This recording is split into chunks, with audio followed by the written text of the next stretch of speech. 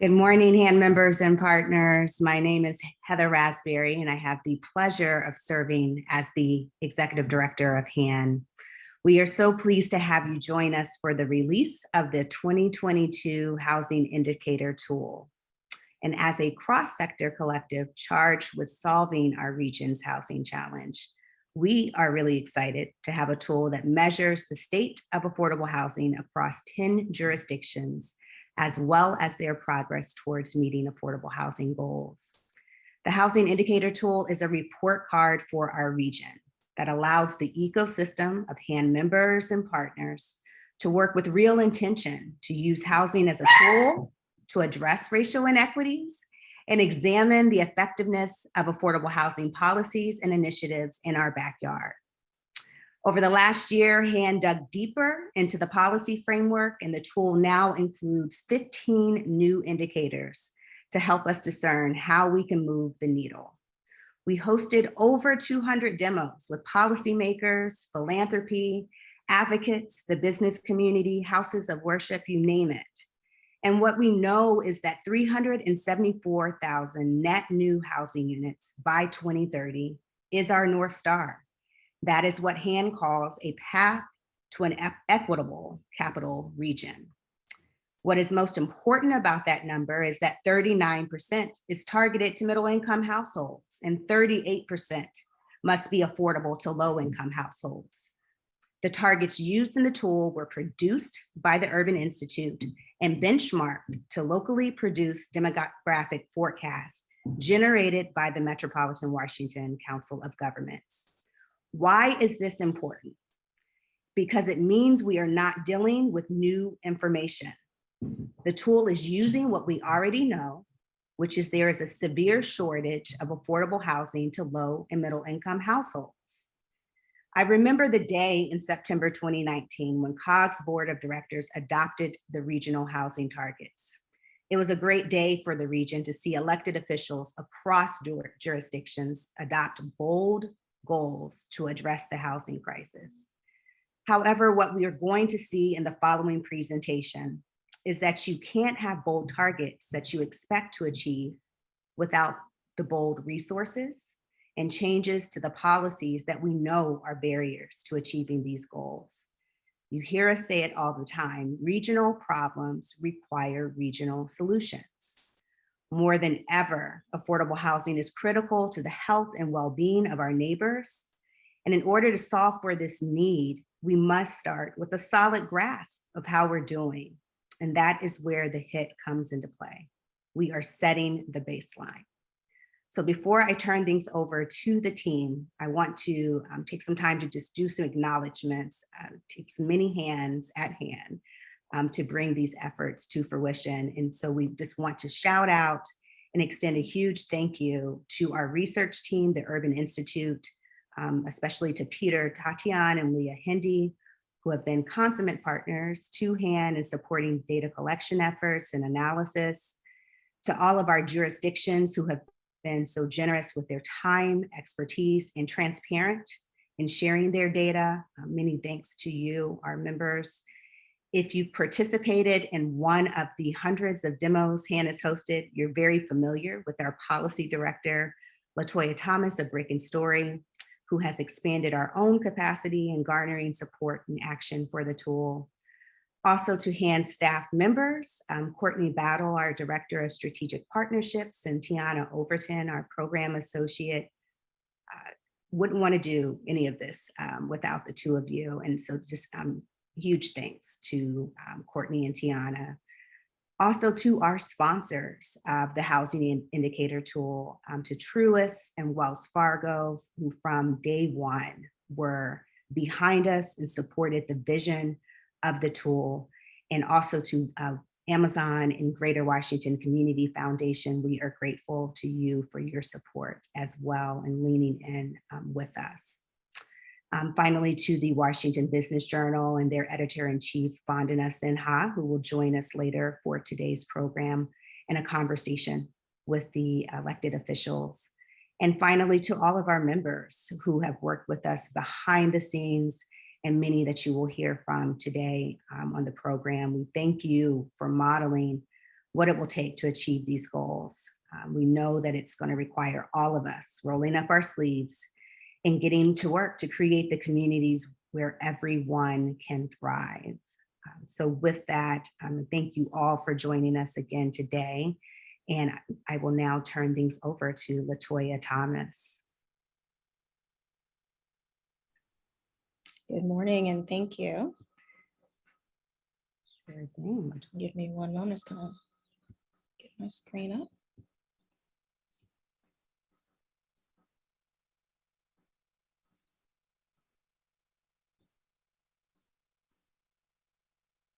All right, and if I can just get a quick check, everyone can see my screen okay?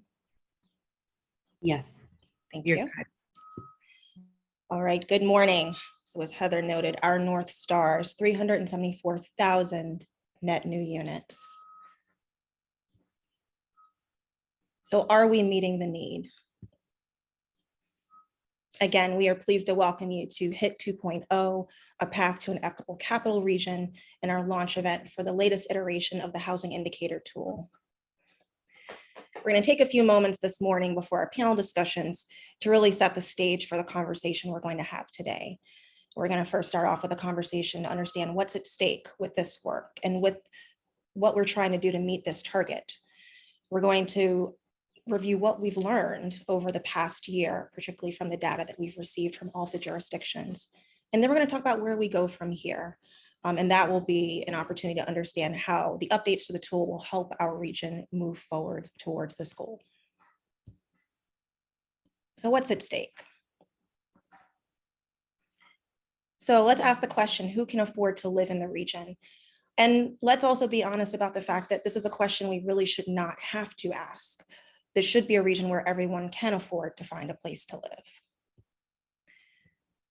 But we also know that the foundation of our housing system has been rooted in racial inequality, in income inequality, and in discriminatory policies and practices that have prevented many from accessing quality housing historically. And that has led to a lot of the repercussions and results that we see today in our housing system. This is also reflected in a lot of the wage disparities that we see today and the struggle of some folks that we may know in our families, through our friend networks, folks that we interact with on a daily basis, and folks that we rely on for some of our daily needs, and their struggle to access quality housing. As you can see from this chart, which I'm sure some of you have seen before, most of the people that are in these lower income bands, less than $32,000 a year, even going up to $54,000 and $70,000 a year, are housing cost burden. So this reminds us that housing affordability impacts all of us, but in particular, those that we rely on to meet our daily needs. It's also important to note that there's clearly disparities along lines of race. Urban Institute in 2016 noted in their Color of Wealth in the Nation's Capital study that white households in the DC metro area have a net worth of 81 times greater than Black households. So between 2013 and 2014, that was $284,000 compared to $3,500. Additionally, we also know that we're losing units for our lowest income households. And through the loss of those units, the lower income spectrum, we're creating more housing instability for the most vulnerable families in our region. So we have to ask, in the work that we're doing, who's really being served and what are the changes we need to make to ensure that we're serving everyone equally? So what are we learning? I am now going to turn this over to the team at Urban to introduce our analysis for the 2021 year. Peter and Leah.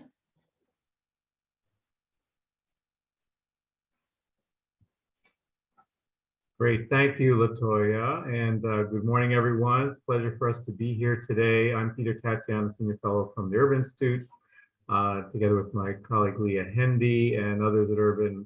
We worked on the analysis that's the basis for the targets today. If we can go to the first slide, as Heather and LaToya mentioned, the 374,000 additional units that we need by 2030, that is the North Star for the HIT tool.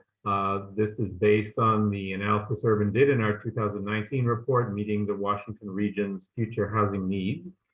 That analysis was based on the Metropolitan Washington Council of Governments Round 9.1 Cooperative Forecast, which is a forecast of future household growth for the region. And that forecast predicted another 363,000 additional households would be in our region by 2030. And so the 374,000 units are meant to accommodate that growth. Urban then projected current population by income, by age, by race and ethnicity forward to 2030 and aligned that with the COG forecast. So that lets us look at housing production needed by affordability. And so if we take those numbers and translate them into annual production, that is about 25,000 additional housing units needed every year. And 14,000 of those should be affordable to households with incomes below 80% of area median income. So these are the targets that Urban presented in our report. These are the targets that are represented in the HIT tool for tracking and reporting. But I did want to call out as well that the Metropolitan Washington Council of Governments in their Future of Housing in the Greater Washington report called for an additional 75,000 units above the urban target. And that was meant to balance the households and jobs in the region. And so COG determined that an additional 75,000 units would be needed to achieve that balance. The COG report also called for 75% of all new units to be in accessible locations, which would include activity centers, which are locations that COG and its partners have designated to accommodate the majority of the region's future growth. And the activity centers include existing urban centers, priority growth areas, traditional towns, and transit hubs. So 75% of all new units should either be in activity centers or near high capacity transit. And also that at least 75% of new housing should be affordable to low and middle income households as well.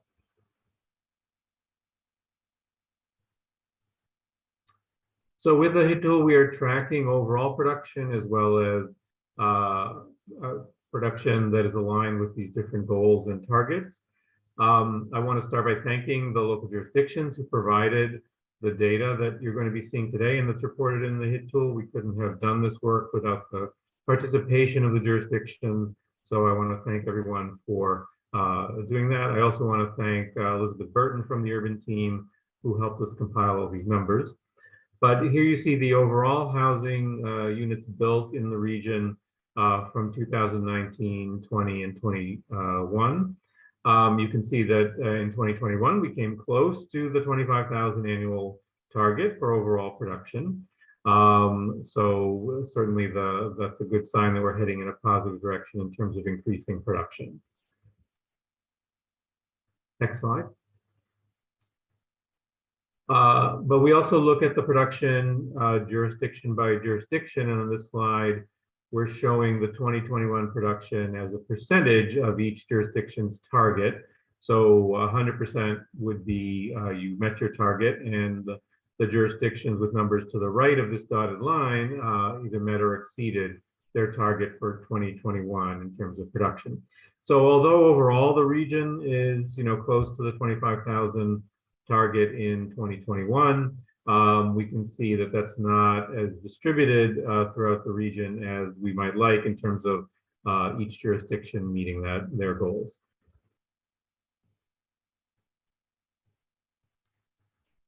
Another piece of data we're collecting is how much of the new production is in multifamily properties versus single family housing units.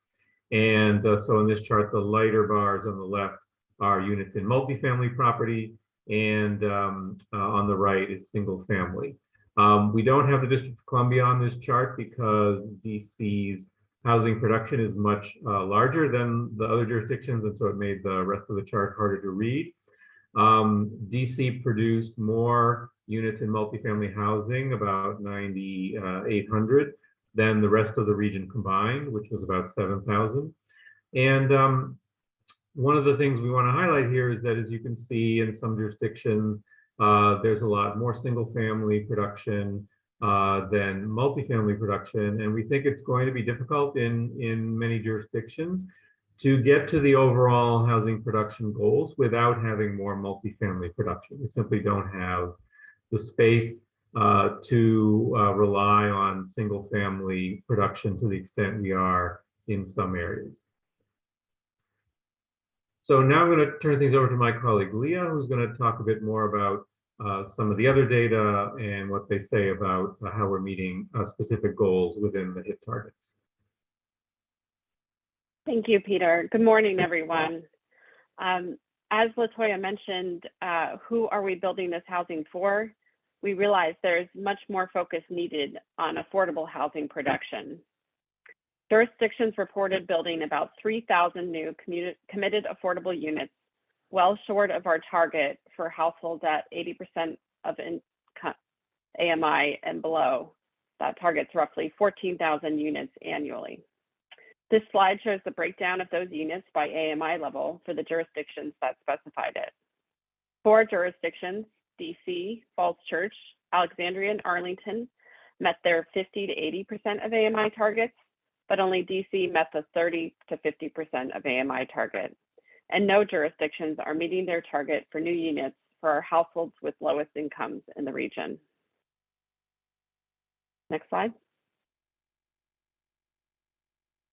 In addition to looking at how the units built compare against the targets, we looked at the share of all new units that committed affordable units represent. And we found that regionally, only 12% of new units built in 2021 were affordable. Prince George's County led the region on this measure, with 34% of all units built in 2021 as committed affordable at 80% of AMI and below. Several other jurisdictions fell at about 15 to 18%, including Montgomery, Falls Church, Arlington, DC, and Alexandria.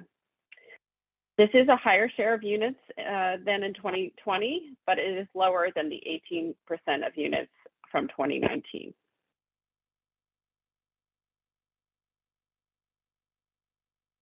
As Peter mentioned, one of the COG targets is about producing 75% of new units in activity centers or near high capacity transit. And we were able to measure this for the committed affordable units. We found that 6 jurisdictions met that threshold for their committed affordable units. This is up from 2 jurisdictions in 2020 and 4 in 2019.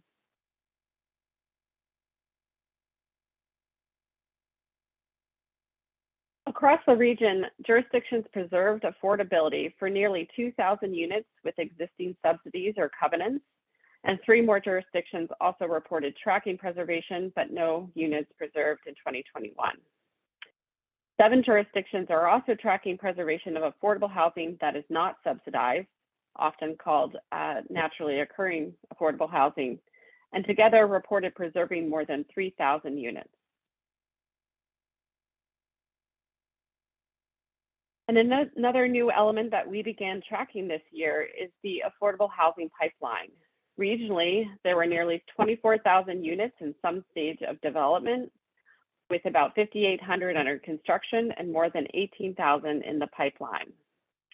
DC, Fairfax County, and Prince George's County have the most units under construction, while DC, Montgomery, Loudoun, and Prince George's have the most in the pipeline. And finally, in addition to the policies that the HIT tool tracked in the past, like inclusionary housing and having a housing trust fund, we started tracking more policies for local jurisdictions because we know that addressing the region's affordable housing crisis will require a portfolio approach and policies in all areas that preserve existing affordability, produce more housing, and protect people from discrimination and displacement.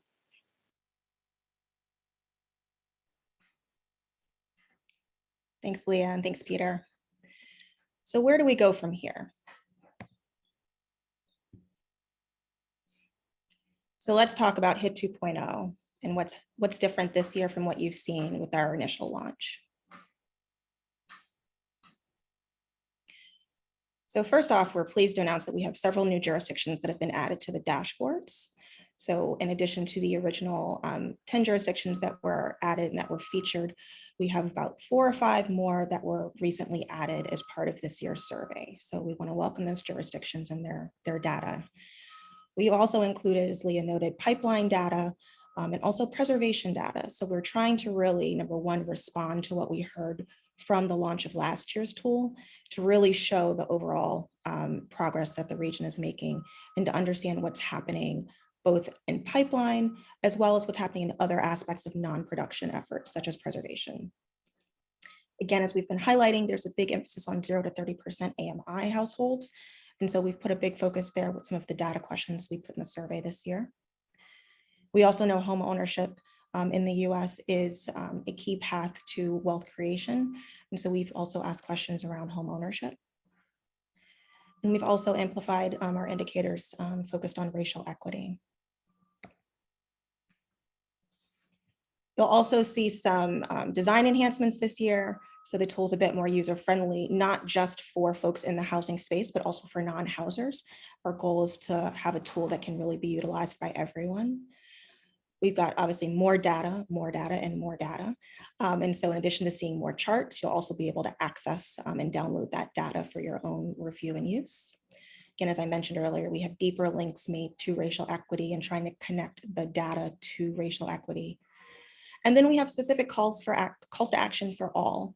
We'll talk a bit more about that, but we really want to emphasize the fact that we are all at this table together and that we all have responsibilities in order to meet this need that we're all working towards. We are now going to take you through a preview demo of the tool. So you are looking at the new landing page. We start off with that highlight of the 374,000 net new units. Again, you're seeing a lot of new design enhancements to the tool. You're getting the background on the housing indicator tool. Obviously, the fact that it stems from the Urban Institute's analysis and the COG targets, as well as the framing for what we're attempting to track in 2022, the emphasis on racial equity, and really this emphasis on the need for regional collaboration to solve these challenges. We also look at the historic inequities that have gotten us to this place. So we do a highlight to really spotlight racial equity concerns. Again, the quote that I referenced in the earlier presentation, and outline again a number of those land use policies and other policies and practices that have prevented many people in our country from accessing quality housing to this day. We also emphasize this question of who can afford to live in the region. This is a new interactive tool that we've added. What you see here is completely interactive. You're seeing faces that are actually fictitious, but the data for all of these personas is factual and generated off of real people. You are seeing individuals with marital status, age, household income, monthly housing costs. And as you toggle the bar in either direction, you start to understand who, based on their income, becomes housing insecure as housing costs rise on a monthly basis. We have a number of personas captured here, so we really encourage you to use this tool to really get a framing and understanding for who is truly impacted and affected by our region's housing crisis. And as you'll see, as the housing costs start to go up, a lot more people, probably people you might not even expect, become housing insecure. We also talk about policies and investments. When we launched the tool last year, we started initially with about 5 policies, and this year we've expanded to probably close to 20. We have grouped those policies this year under 3 umbrella categories: preserve, produce, and protect. Again, to make this more user-friendly, you will see definitions for each one of the tools as they're categorized under each tab. And this, again, it allows housers and non-housers to be able to come to the site and understand what these policies mean. And as you see, we have both production policies, but also policies tied to home ownership, tied to 0 to 30% AMI and other categories. Again, we also have the dashboards. We'll jump to a dashboard in a moment. And you'll see again some of our newer jurisdictions that are highlighted here as well. We also talk about this collective action. Who needs to be at the table to build and preserve this housing? And this is where our calls to action come in. So we really highlight the role that the public sector, the private sector, nonprofit, philanthropy, and advocacy in the community play in meeting this need. And we go through and give very, very clear steps, clear calls to action for each of these groups to understand how you can play a bigger role in meeting the need. And it's helpful, depending on who you are, to not just look at the calls to action that apply to you in your profession or your industry, but also look at the calls to action that apply to others. And particularly if you're on the advocacy or community side, understand where perhaps you can start to ask questions, where you can start to push, where you can start to add influence to this effort and to this cause. And as you can see here, everyone has a responsibility, and we've really tried to articulate that through these calls to action. And last but not least, we have our resources section. So you'll be able to find today's presentation here, as well as additional resources related to the tool. So I'm now going to turn this over to Leah to take us through a quick walkthrough of our dashboard. Thank you, Latoya. So this is displaying an example of one of the dashboard pages for Arlington County. At the top, you can see that there is a print page for you to print the entire dashboard out or save it to PDF, as well as share a link by email. There's fast facts at the top talking about the size of the region, whether or not they've adopted the COG targets or have their own local targets. As with the tool before, you can compare to other jurisdictions using that selection box. We have the policies in the categories that Latoya mentioned with preserve, produce, and protect, and those question marks or tooltips to give a little bit more explanation about the policies. And as you scroll down through the tool, we come to the housing outcomes section. So this features the data collected directly from local jurisdictions on the housing production, preservation, and affordability, with the total amount of housing and the share of units that were produced. And you can toggle the years for each data on and off as the demonstration showing.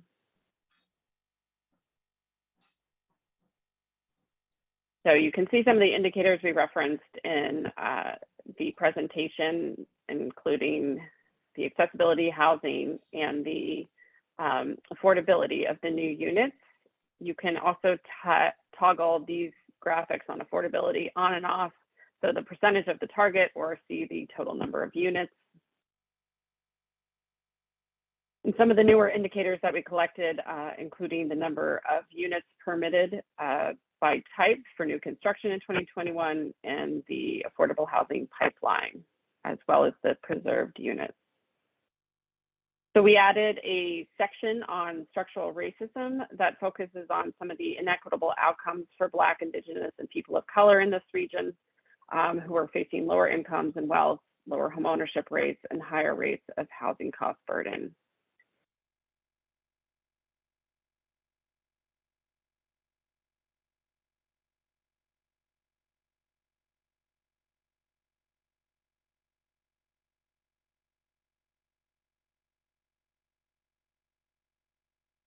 And then in the final section of charts on this dashboard, we have a housing context section, which helps you understand how household incomes relate to the supply of affordable rental and homeownership units, and information we need to inform future policy development and production in the region.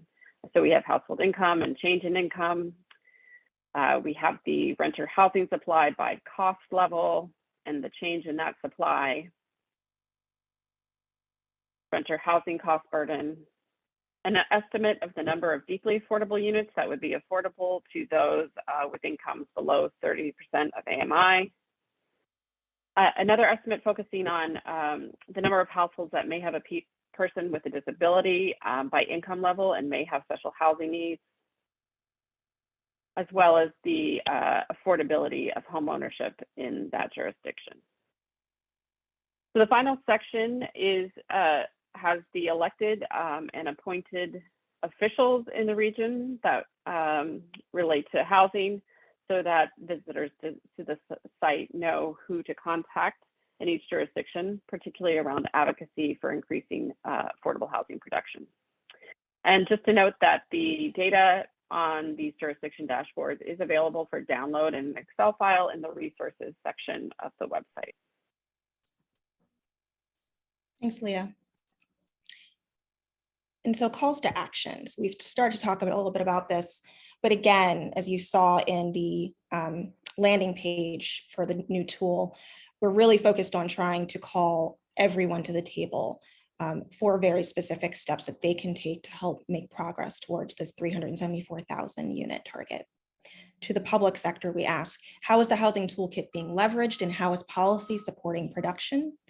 To the private sector, how can the private sector consider the location of jobs, increases in wages, and direct investment in housing? To the nonprofit sector, how can mission be aligned with production and provision of services at the deepest levels of affordability? For philanthropy, how can philanthropic dollars be creatively deployed to support production? And for advocacy in the community, how can advocates and residents be armed with policy needs for which to push elected leadership to action? So again, thank you for joining us today. Welcome to HIT 2.0, which you can access at hit.handhousing.org. With that, I am pleased to turn this over to Monica Mitchell, Vice President of Community Development at Wells Fargo, and one of our HIT sponsors for our call to action for the morning. Monica? Good morning, everybody. Can we afford to do more of the same? If nothing changed, would we be solving for the needs of our communities? As LaToya mentioned, my name is Monica Mitchell, and I'm Vice President with our Social Impact team at Wells Fargo. I'm interrupting our regularly scheduled programming to share more about how Wells Fargo is addressing our region's housing needs, and to invite each of you here today to think about how your organizations can join us in interrupting the status quo. None of us should be okay with the idea that income, race, and historic disparities largely drive the ability to live affordably, safely, and with dignity in this region. And all of us should be asking ourselves and our organizations, whether we're in government, nonprofits, corporations operating here, advocacy, or philanthropy, what are we willing to do about it? The Wells Fargo Foundation has made a $1 billion philanthropic commitment to address housing affordability solutions. By combining our business expertise and financial capital, the Wells Fargo Foundation is focused on creating pathways to affordable, safe, and quality homes with a focus on 4 key areas: driving transformation and innovation on the ground in local communities, housing stability, increasing the supply of affordable homes, and expanding homeownership opportunities, including among people of color, to narrow the homeownership gap. In addition, we're working to drive transformation and innovation in local communities by transforming on-the-ground municipal and nonprofit capacity and approaches to improve affordable housing, foster innovation in production, development, and systems change. We're working to increase housing production and create more equitable communities in the region by investing in enhanced development of the housing indicator tool. Through Wells Fargo's Where We Live $1.6 billion lending and philanthropic investment in the region, Wells Fargo provided a multi-year grant to HAND to help develop the housing indicator tool in order to support government agencies in the DMV, nonprofit partners, banks, and developers, and having one mechanism to understand the region's housing affordability needs, and most importantly, to encourage collaboration across the region in addressing those needs. Other Wells Fargo investments include, just to name a few, hundreds of millions of dollars in LIHTC and construction lending for affordable multifamily housing development since HIT launched. Investments to preserve affordable housing by supporting tenants exercising their TOPA rights. A $1 million commitment to Enterprise's Faith-Based Developers Initiative in DC in collaboration with DC DHCD to support houses of worship in their affordable housing and community development goals, and supporting the launch and build out of CNHED's Landlord Fund, which has so far helped 2,700 people exit homelessness and provide supportive resources for small landlords who make their units available to individuals and families transitioning from homeless. homelessness. Again, these are landlords who are most often small business owners of color themselves. Now, we'll continue to leverage HIT indicators to better understand our region's housing needs and identify opportunities to leverage the power of public-private partnerships, lending, and philanthropy. Now, it's time for us to get back to our program, but I do call on each of you to join us in moving the needle because our communities are counting on you and we simply cannot afford to do more of the same. Thank you.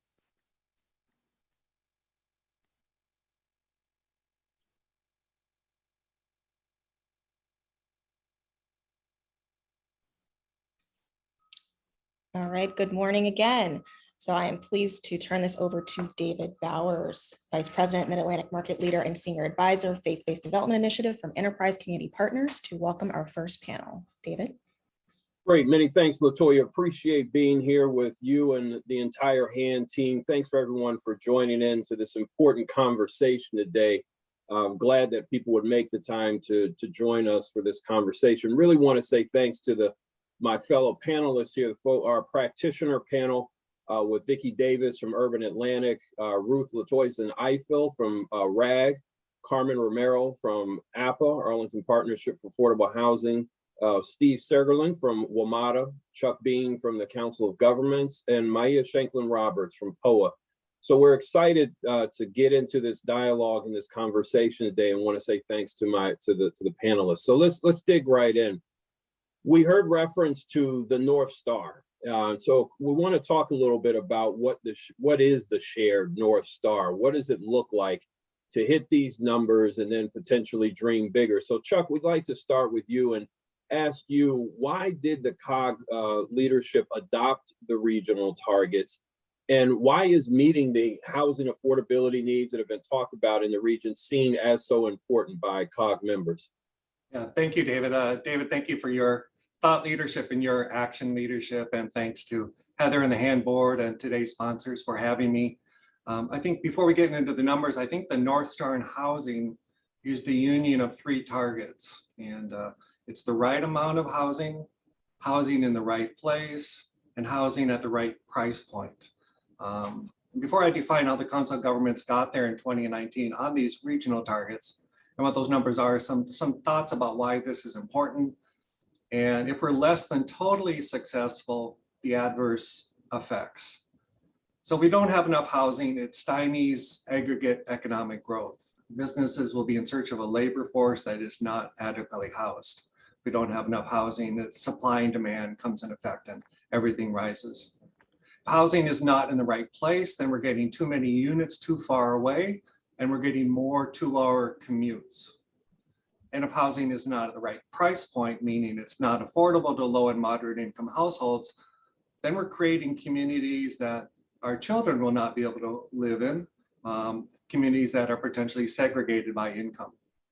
So at the Council of Governments, we're using the term transit-oriented communities instead of transit-oriented development because it brings these targets together in a metropolitan plan. Why communities instead of development? Reminder that development is not the end goal, building communities is the end goal.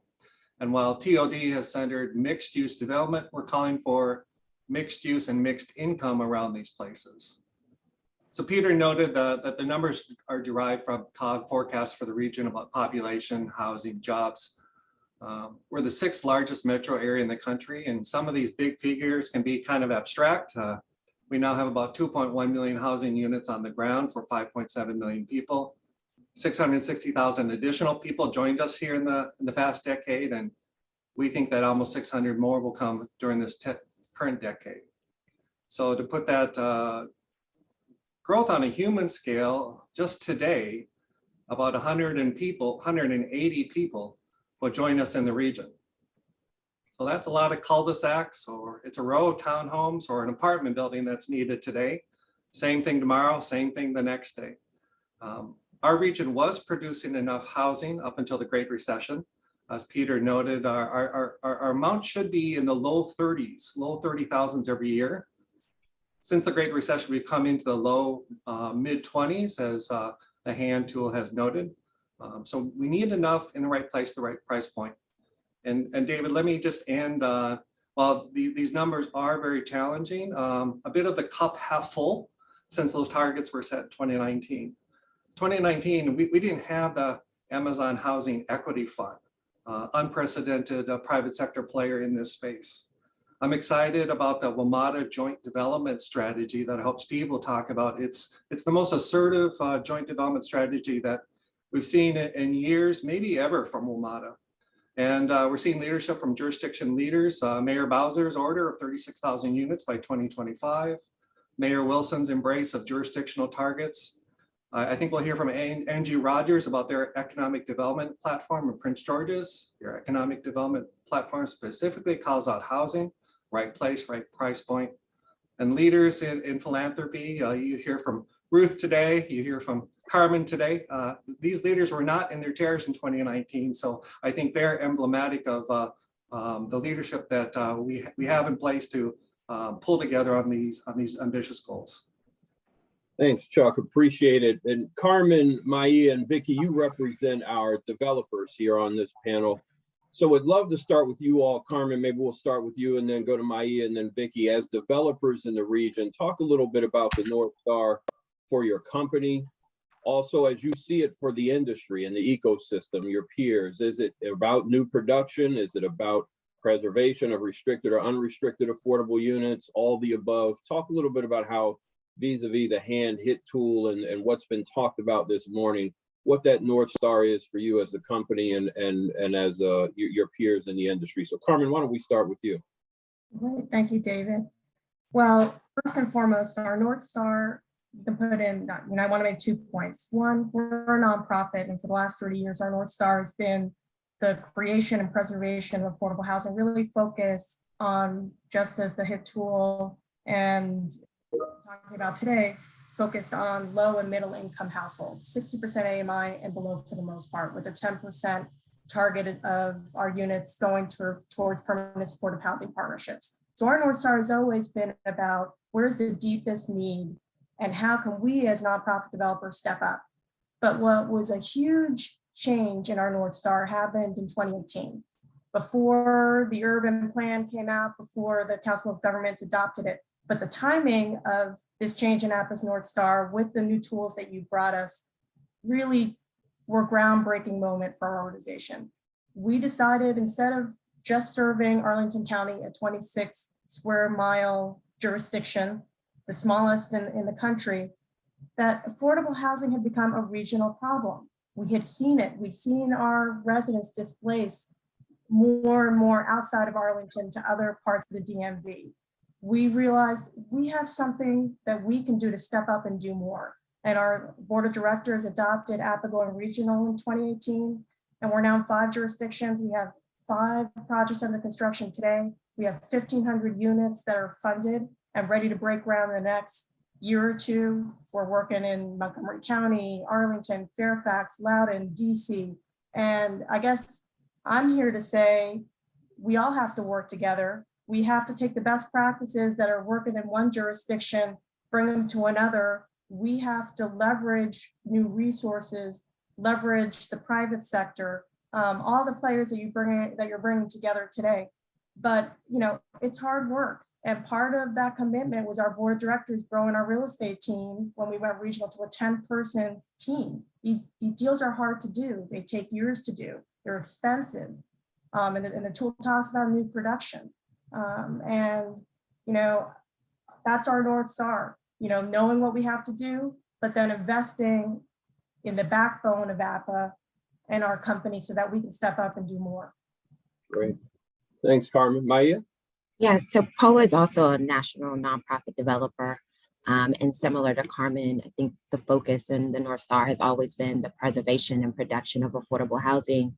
But I think, just to add to what Carmen stated, is that I think beyond just providing stable housing, it's also been about community impact for POA and the investment in that community impact. And I think that is kind of a significant note, because as a development organization, we realize that it's not enough to just build housing, right? You have to have investment in the residents as well as the community that surrounds them to ensure that you create a thriving community. Because we talk about, housing in the right place, but, that's very subjective, especially when you're talking about the preservation of affordable housing, whether that be naturally affordable housing, or, the development of new construction in low income areas, right? Those are not always deemed as the right place, but what as a developer is your job to make it the right place and provide the opportunities for your residents to thrive beyond kind of affordable housing, right? And so economic stability is certainly a pillar for POA, and something that we look at and think about in terms of, not just in our operating expense, right? Committing dollars to resident services, committing dollars to community impact staff that are above and beyond your program managers, engaging philanthropy in creating resources for the company to be able to pull from. And so I think that that is just kind of the next level. And I think that speaks to what is needed and what I'm hearing even in the ecosystem, right? Around us as developers needing to do more than just provide housing, because we know that the need is for some of the hardest to reach, the lowest income populations, and it's not just enough to house them. Great. Thanks, Maya. Vicky? It's an honor to be here with you today. I'm really excited. I'm also very, very excited because I'm here with partners, and Steve Sagerlin is one of our partners, and we have others on this call. But what's important about that is that I don't really think that developers can do this by themselves. I don't. And we are community-based developers. I like to say that we are lovers, not fighters. And so when when people ask us to do something a particular way, we do that. Our North Star. We've been following a North Star for 25 years. And our North Star started with Hope 6 communities. And what it did is it transformed existing communities into inclusive communities. Our Hope 6 had 1-for-1 replacement. It increased density in an urban area. It was catalytic. It included all people, not just the very poor and the very rich, but the very poor, the very rich, and the in-between, the workforce. And that's very important to us. I have a partner who refers to that as the two dumbbells. There's money for this one, there's money for this one, but not very much money for what's in between. So for us, our North Star is creating inclusive communities and creating opportunities for all. And I think it's really important to ask ourselves collectively, who's responsible? Who's responsible for including everybody? And I would say we all are.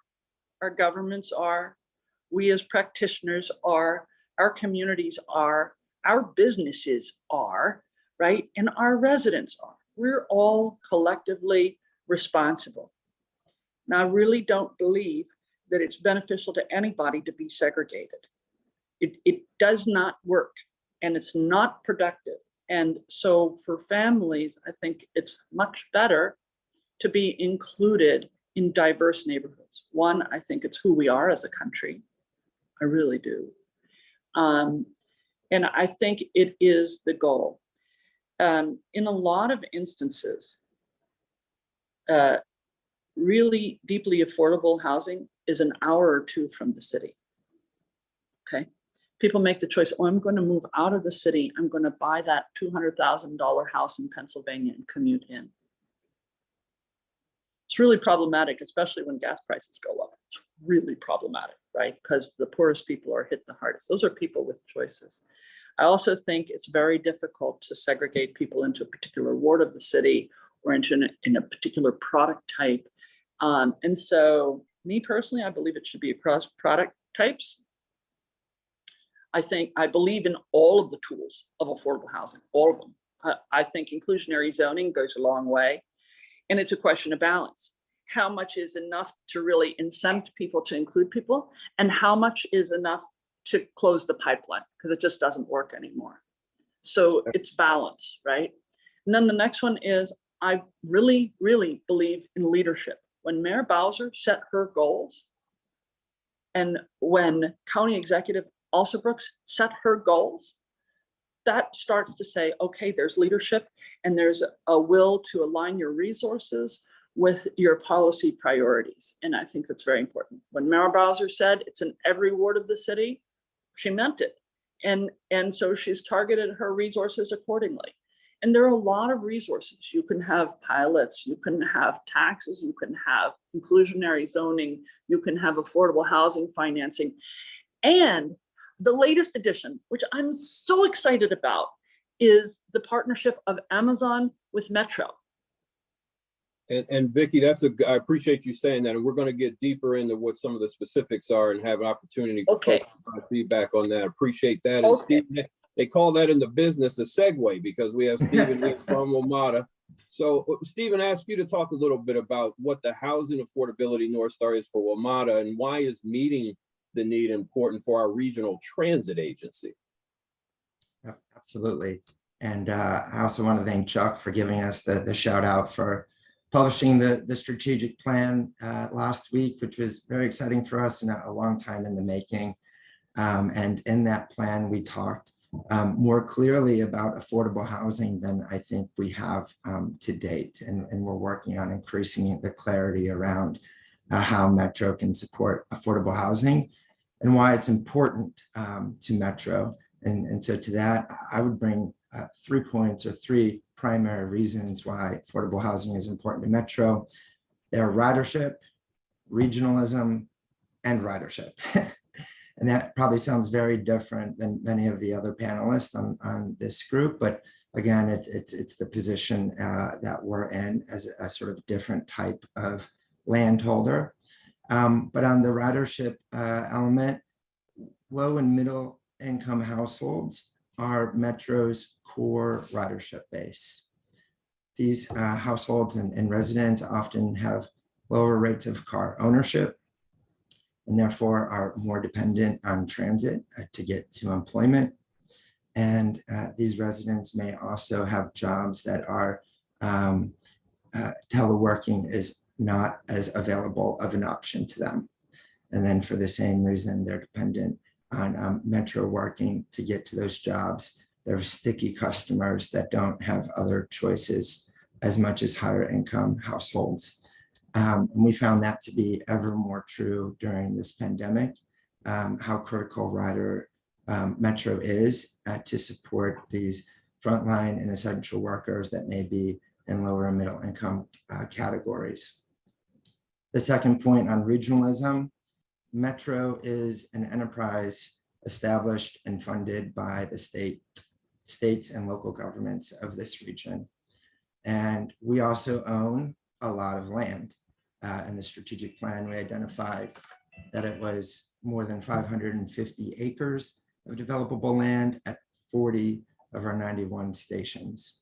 So given this position of being really an entity of the region, we can be a key delivery vehicle in order to achieve our housing production and affordable housing goals. And in our strategic plan, we identified that we could produce 26,000 or more households at 40 Metro stations if we accelerated at their build out. So very exciting achievement and a very big number. And that brings me back to my third point, or maybe my first point, ridership. So with all of these land holdings, if Metro could develop these properties more densely with more high-rise building product, we could double or triple that impact in some of those initial estimates of housing production. But given the rising construction costs that are rising faster than rents, producing high-rise construction is becoming more and more difficult for us, and I think many, to make pencil. And so moving forward in the strategic plan, we identified goals to really focus on creating financial tools so that we can make high-rise pencil at Metro, and doing that in partnership with both private and public sector entities. So that is our going to be our North Star for the coming years. Steve, thanks for that. And we're going to come back to that in terms of some talk about how WMATA got to yes, but let's transition. Ruth, we appreciate you being here as the leader of the Washington Regional Association of Grant Makers. Could you talk a little bit about what you perceive to be the housing affordability North Star for RAG members and the philanthropic community writ large? Yeah, hey David, good to see you. Good to be in your space as a former RAC board member, and thanks to Hand and Heather and her team for inviting me to be a part of the panel. I'm grateful. I think it's interesting, some of the conversations that we have specifically about housing. I think a lot of the times we miss the mark when it comes to naming specifically this one word, and it is Black. At the end of the day, 80% of the homeless population in DC is Black. And I think sometimes we inflate the conversation about poverty and don't address race. And so for RAG, we've decided to focus on racial justice. And to me, that means that we are no longer using other words to communicate what the need is in the community. We're not using other words in order to communicate what is necessary for us to have a more thriving greater Washington region. And so when we talk about like a North Star, for me, it is looking at the intersections of race and everything else and the impact that it has on communities. And so when you look at what happened during the pandemic, and I think all of us saw the data where 20,000 people, left DC. There was a migration out of DC. And then we saw a little bit of a rebound. The areas where we saw that rebound were the Navy Yard and Capitol Hill. Places that are now, if not wholly in part, now considered a part of Ward 7 and Ward 8, but don't necessarily represent the lived experience of folks who are across the river where I live. And so it's really important for me that when we talk to philanthropy, we are very clear that grant making is not going to solve, transportation issues. $5,000 in a line item budget to give people both bus tokens and Metro fare cards is not going to help not going to help to solve systemic issues, right? It meets an immediate need, but not a systemic one.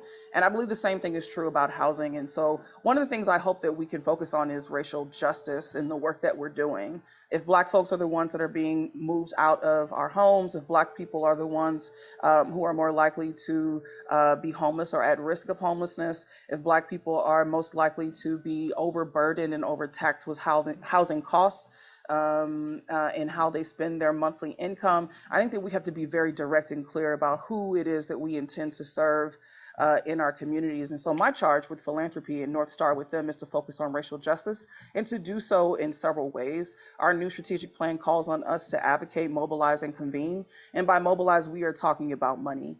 And we mean that on the grant making side and on the endowment side. And so you'll see RAG start to take different positions about how we spend money in grant making and different positions on how we invest our endowments.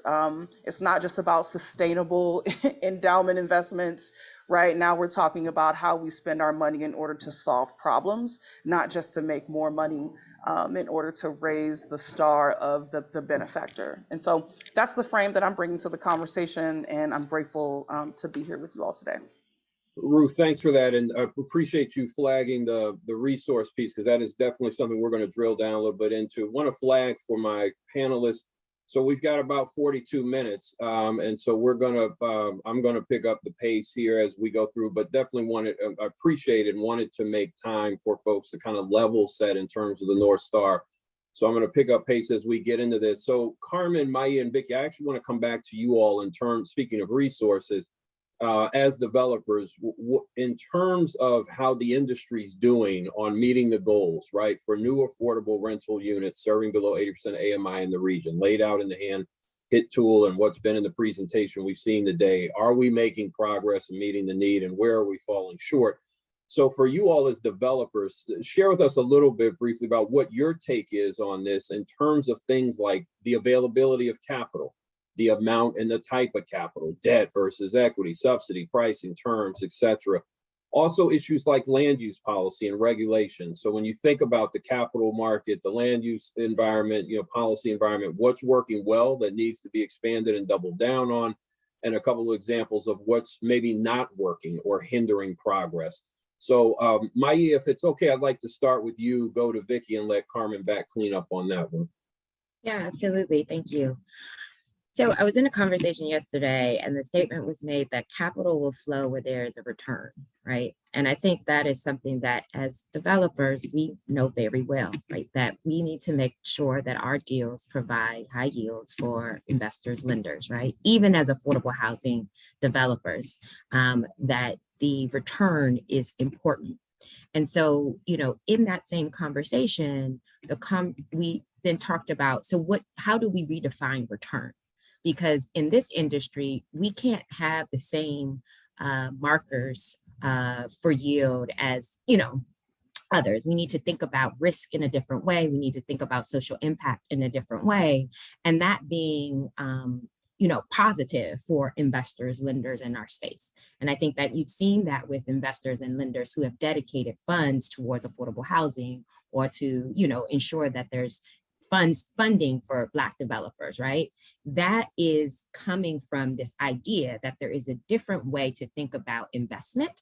And so as developers, I think we too have to push that same narrative in our own underwriting, right? That I have to think about my project or, this master development as a social impact project. And therefore I need to ask for participation from lenders, investors in that process. And so my numbers will reflect impact, and so I need you to figure out way to pay for it. And that's kind of like, at this point, what I have to say very blanketly. And, we talked about that. I'm here at the REIS conference. So we've talked about that a lot around like, I'm just going to underwrite, social services. And then you have to tell me that you can't fund it and why, and so I think that's a part of this conversation around capital. And I think it's a two-way conversation about like, there is real need beyond just the bricks and sticks, and that I have to figure out a way to finance that. And I have to diversify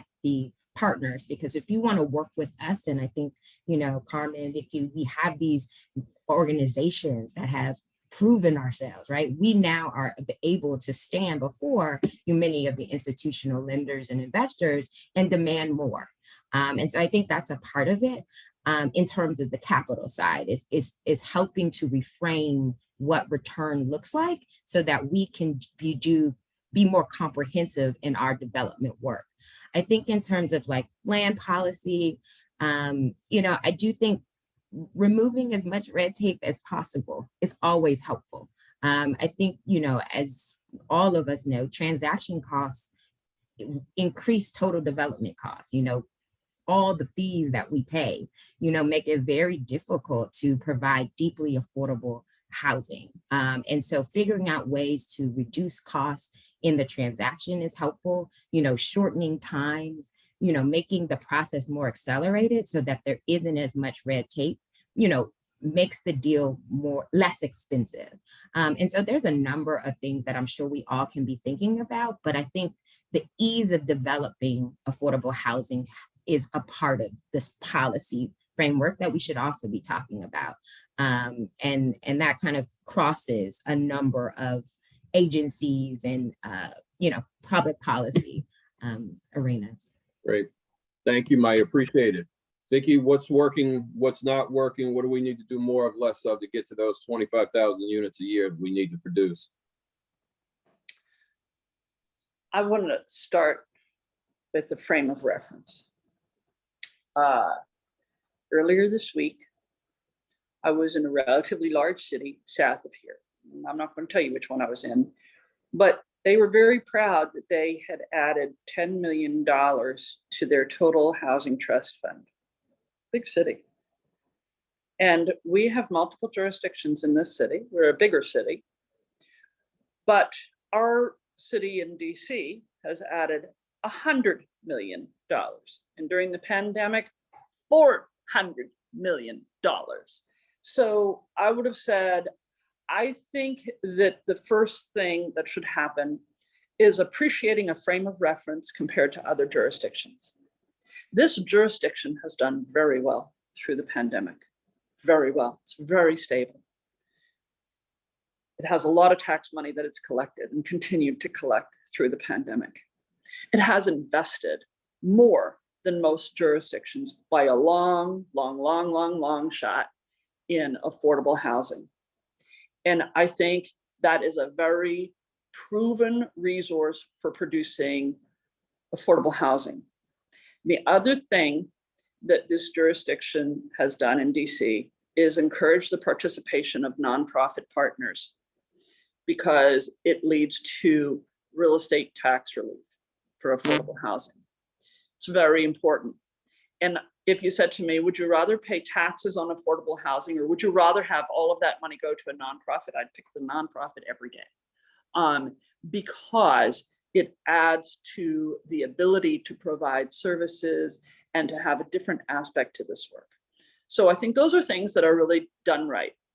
I also really appreciate the Amazon contribution. Why? Well, it's a big contribution of itself. It's $2 billion. But what it also is a way for us as an industry to demonstrate corporate leadership. And I've talked to practitioners across the country, and there's an insurance company in Connecticut that's doing a similar thing. But honestly, that kind of contribution is precious few. And it's not a very heavy lift when you think about how it's done, because it's subordinate debt. So, okay, that's a very much higher risk than a bank can take regulatorily. It's a lower interest rate debt. So that too is part of the contribution. But corporate America can really step to the plate. The model's there. It can be done. And it is a tremendous resource to serve a group that's typically not served by traditional affordable housing resources, because there's very few resources that serve anybody between 60% of median and 120%. Just doesn't exist. And so I think it's very important. I think, David, you made the comment at the beginning of this about resources to keep the workforce in our urban areas. And I know Stephen knows that those are part of the people who ride Metro. And so I think it's very important to serve low, middle, and market, because together the buying power, the community power, the educational power becomes extraordinarily catalytic and life-changing. So I think those are things that are headed in the right direction. Me personally, I would love to see more corporate contribution. So then you say, what are the banes of a developer's existence? Uncertainty. Horrible for all of us, right? Uncertainty. Not knowing when you'll get your permit, not knowing if you'll get your financing, not knowing if you'll get your tax relief, not knowing whatever it is, not knowing your investment market. And just as Maya said, capital comes where it is wanted and treated well. That's where it comes, right? And so you need to be able to have a deal that works. Nobody would do a market deal that didn't work unless they were terribly stressed. But we have to think about all of our development in that vein. Investment in affordable housing traditionally has been a very solid investment. I have a partner who likens it to hitting a solid double, not a home run. It's probably never a home run, but it's a solid double all the time. And if you can do that financially, then I think that that's really important. I think jurisdictions can be very intentional. Vicki, let me ask you to wrap with one last quick point so we can keep it moving. Yeah, sorry. That's good. No, and we'll pick up there for sure. I appreciate it. Carmen, let me ask you to jump in here, and then we'll keep going. Okay, and I'll make this quick, David, because I echo a lot of the comments around capital, the importance of mezz debt at really mission interest rates. We're talking 2% type of interest rate to make a deal work if you're going to really try to serve the moderate to low income band and actually try to do even some low units in there. But we can't make any of it happen without land and density. So I want to call out a couple of things that I see really working that I think is going to propel us forward. Public land. I think Fairfax has got an incredible inventory. They have really come out strong year after year with how they're going to leverage their public land. to accelerate the production in Fairfax County, and we really love that. They also worked with APA to purchase, APA has a site under contract in Tyson's Corner. That's hundreds and hundreds of units in Tyson's. That was an entitled car dealership lot that could very quickly, in addition to the public land, be something that they can partner on. And in Arlington, for example, they recently approved a tool that we took advantage of in February to create 500 new units of density in Roslyn. And that's uncapping bonus density for affordable housing in conjunction with 60 feet of bonus height for affordable housing. So we took an existing 3-acre site that we had 134 units on, are now gonna have over 600 in 12-story high rises in Roslyn. So we got to couple both. It can't just be about the money. We've got to have a place where to build the house.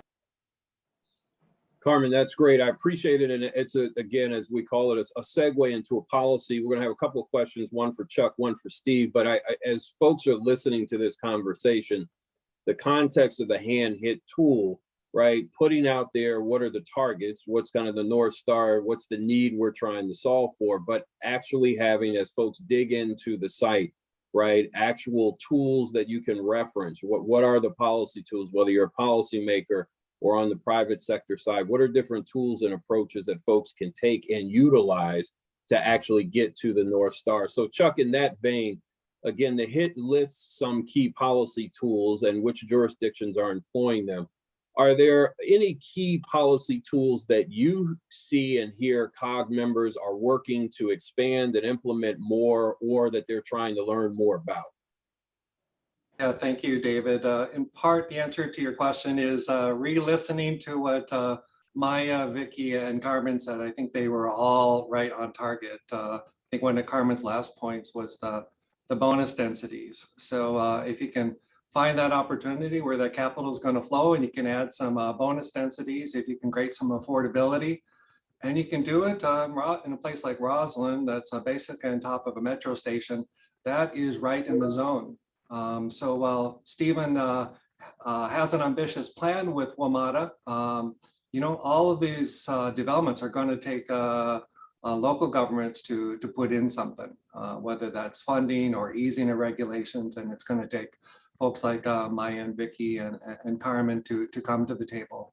I think Amazon's most recent investment in Prince George's County around New Carrollton and College Park was something like that. Deals that were just not quite there and needed to get it over the hump. I would re-echo what Vicky was saying. Our perspective is that we talk about housing affordability, not affordable housing. So affordable housing affordability across these price points, low, moderate, and higher income. You know, if there's not enough production at the 100% AMI, what a 100% AMI household can obtain, they're going to look at the housing that really should be affordable to the 80%, and then the 80% to the 60%. So we need to be producing at all these strata. You know, Carmen talked about bonus densities and land use. I think all of us getting more conversant on inclusionary zoning, exclusionary zoning, and I think getting to some of Ruth's point, look at all of our land mass and our land area that's devoted exclusively to single family zoning. And if that could be loosened, there's a lot of value in that. So, you know, other states, it's more of a property rights. And if I own this, well, I can turn it into a duplex, triplex, quadruplex in a place that is zoned right now just for single family zoning. What I'm talking about now is a really hot button issue. So I think my final point on policy is we all need to, well, I work for, my bosses are all the elected officials of the region. Their bosses are the voters of the region. And it'll help propel this if folks all show up, testify, write letters. So you hear from Christian Dorsey. The missing middle work in Arlington, it's important, but it is tough. I think you have Supervisor Faust this afternoon, and how this major investment in Embark Richmond Highway around the Route 1 corridor can also have attain housing goals and equity goals. I think you'll hear Phyllis Randall from Loudon, and big fight in Loudon just a few years ago about getting the extension of Silver Line out to Loudon. So now they're centering on, well, how do we have more of a transit-oriented development? Again, what we call transit-oriented communities. So she's leading that fight. David, you and I have talked about the cliche that often we need to create the parade that the elected officials are going to be able to lead. So that means we need to show up, have our voice at all these tables and all these jurisdictions. While the COG targets are regional, we didn't set specific targets for jurisdictions. Urban and Hand on this tool can give that kind of granularity. And your questions about within each jurisdiction, what are the potential levers that can most feasibly be pulled to get the best outcomes, and focus on those and showing up. And we're going to thanks Chuck for that, come back to that actually when we start talking about what more can organizations do. So we're going to revisit that. Stephen, really fascinated about from a policy standpoint, how WMATA got to yes, if you would, right? Got to making a decision around intentional policies related to doing more work to expand affordable housing options on WMATA sites. Talk a little bit about how the agency got there. Absolutely. And I see Vicky smiling because she knows how much of a winding road it has been for Metro to get to yes for affordable housing. And one of the reasons why it has not been an easy path is Metro's joint development policy or real estate development policy says that our projects must have a net positive fiscal impact to the authority. And the reason why we have that policy is since we are funded by the region, the board thought it was important to make sure that Metro wasn't using its own capital or operating budget to subsidize a project of bigger size or different use mix in one jurisdiction and not doing it equally amongst all of the jurisdictions. So they kind of came up with that rule to say projects have to be net positive on their own. And this has made doing affordable housing complicated because it often requires us to write down land value to pay for the reduced revenue stream. In Metro's case, that's even more complicated because our properties are covered with very expensive infrastructure, parking lots, bus loops, traction power substations that we have to demolish and reconstruct in a smaller footprint to make space for buildings. And we usually have to write down all of our land value in order to just achieve space for housing, not to mention affordable housing. So that's where that partnership component is critical. And we've written that clearly in our joint development policies.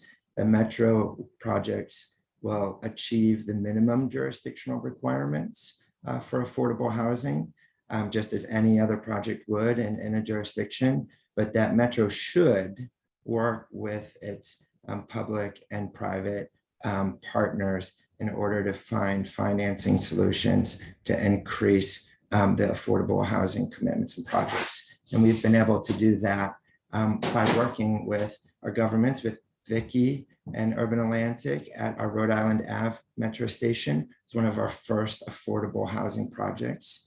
So thank you, Vicky. Most recently, working again with Vicky at New Carrollton and the Amazon Housing Equity Fund. Hi, Catherine. And also with Gil Bain at College Park, 200% affordable projects for that 80% AMI or kind of workforce level program. And then we are also to give some kudos to Montgomery County with their More Housing at Metro Stations Act that supports high-rise construction, which can dramatically increase housing production and affordability. And I have some really fascinating stats that I can share with you where we've studied that. We looked at 2 projects getting a $25 million subsidy. A mid-rise 7-story project could deliver 329 units, be 40% affordable, creating 130 affordable units. So a pretty healthy commitment. But if you bump up to high-rise construction with that same $25 million financial assistance, we could generate 800 total housing units. And with, if you just look at a 10% affordable housing commitment, you're getting to almost 80 affordable units. So you're really increasing both overall housing production and affordability, and both those things combined are needed to combat our affordability crisis. So sounds like definitely taking an approach of intentional creativity, right? With an eye towards the North Star is really important. Steve, appreciate that. And I may come back to you to ask you about the whole notion of getting TS and lessons learned for corporates that Vicki had alluded to earlier. But speaking of getting creative intentionality, Ruth, I want to come to you next. And you actually hit on this some in your answer to an earlier question. I may ask you to expand a little bit here in terms of the role that philanthropy and larger corporate partners can play in meeting the needs. I'm going to ask Ruth a couple questions here and also our development partners here. So Ruth, when it comes to philanthropy, wanted to ask you the roles that you're seeing philanthropy play with their money and their influence in meeting housing affordability needs in the region. And again, you talked a little bit about in terms of endowments versus grants, right? And the like. And I'm actually going to combine it with another question, which is the whole notion of people wanting philanthropy to do more or do differently, right, with their dollars. So maybe kind of picking up where you left off in your earlier answer about what are you seeing in terms of trends where philanthropy is doing either more of or starting to do things differently with their capital and with their voice as it relates to housing affordability in the region, and how that can maybe help us all meet the goals that we're talking about as the North Star. Yeah, thanks, David, for the question. So what we have seen, and I want to commend philanthropy for this, is we have seen more foundations investing more grant dollars into advocacy. And a lot of the advocacy that they have been investing in is related to housing. To economic prosperity and economic stability. And so I think it's really important to commend philanthropy for making that shift. You know, lobbying versus advocacy is always a tightrope that nonprofits and foundations have to walk. And the investment in that line item of advocacy towards solving systemic issues that nonprofits and community organizers are trying to solve is really, really important. I think another change is funding community organizers, not just funding nonprofits. And many of those community organizers are folks who are in apartment buildings or who are in affordable housing units that want to see their environments change, want to see more investments in their community, and making very neighborhood specific investments. And so I would say kudos to philanthropy on that. It's an awesome transition. And I think it's part of the reason why RAG was able to change our strategic plan to add in advocacy. So yes, and as you all know, philanthropy is set up so that 95% of the wealth that a foundation has is growing. That endowment is growing in the stock market. You have half of your house and most of your trustees, if you will, that are required to make sure that a foundation is able to live on in perpetuity. That is the business model. And then 5%, right, is granted out to community.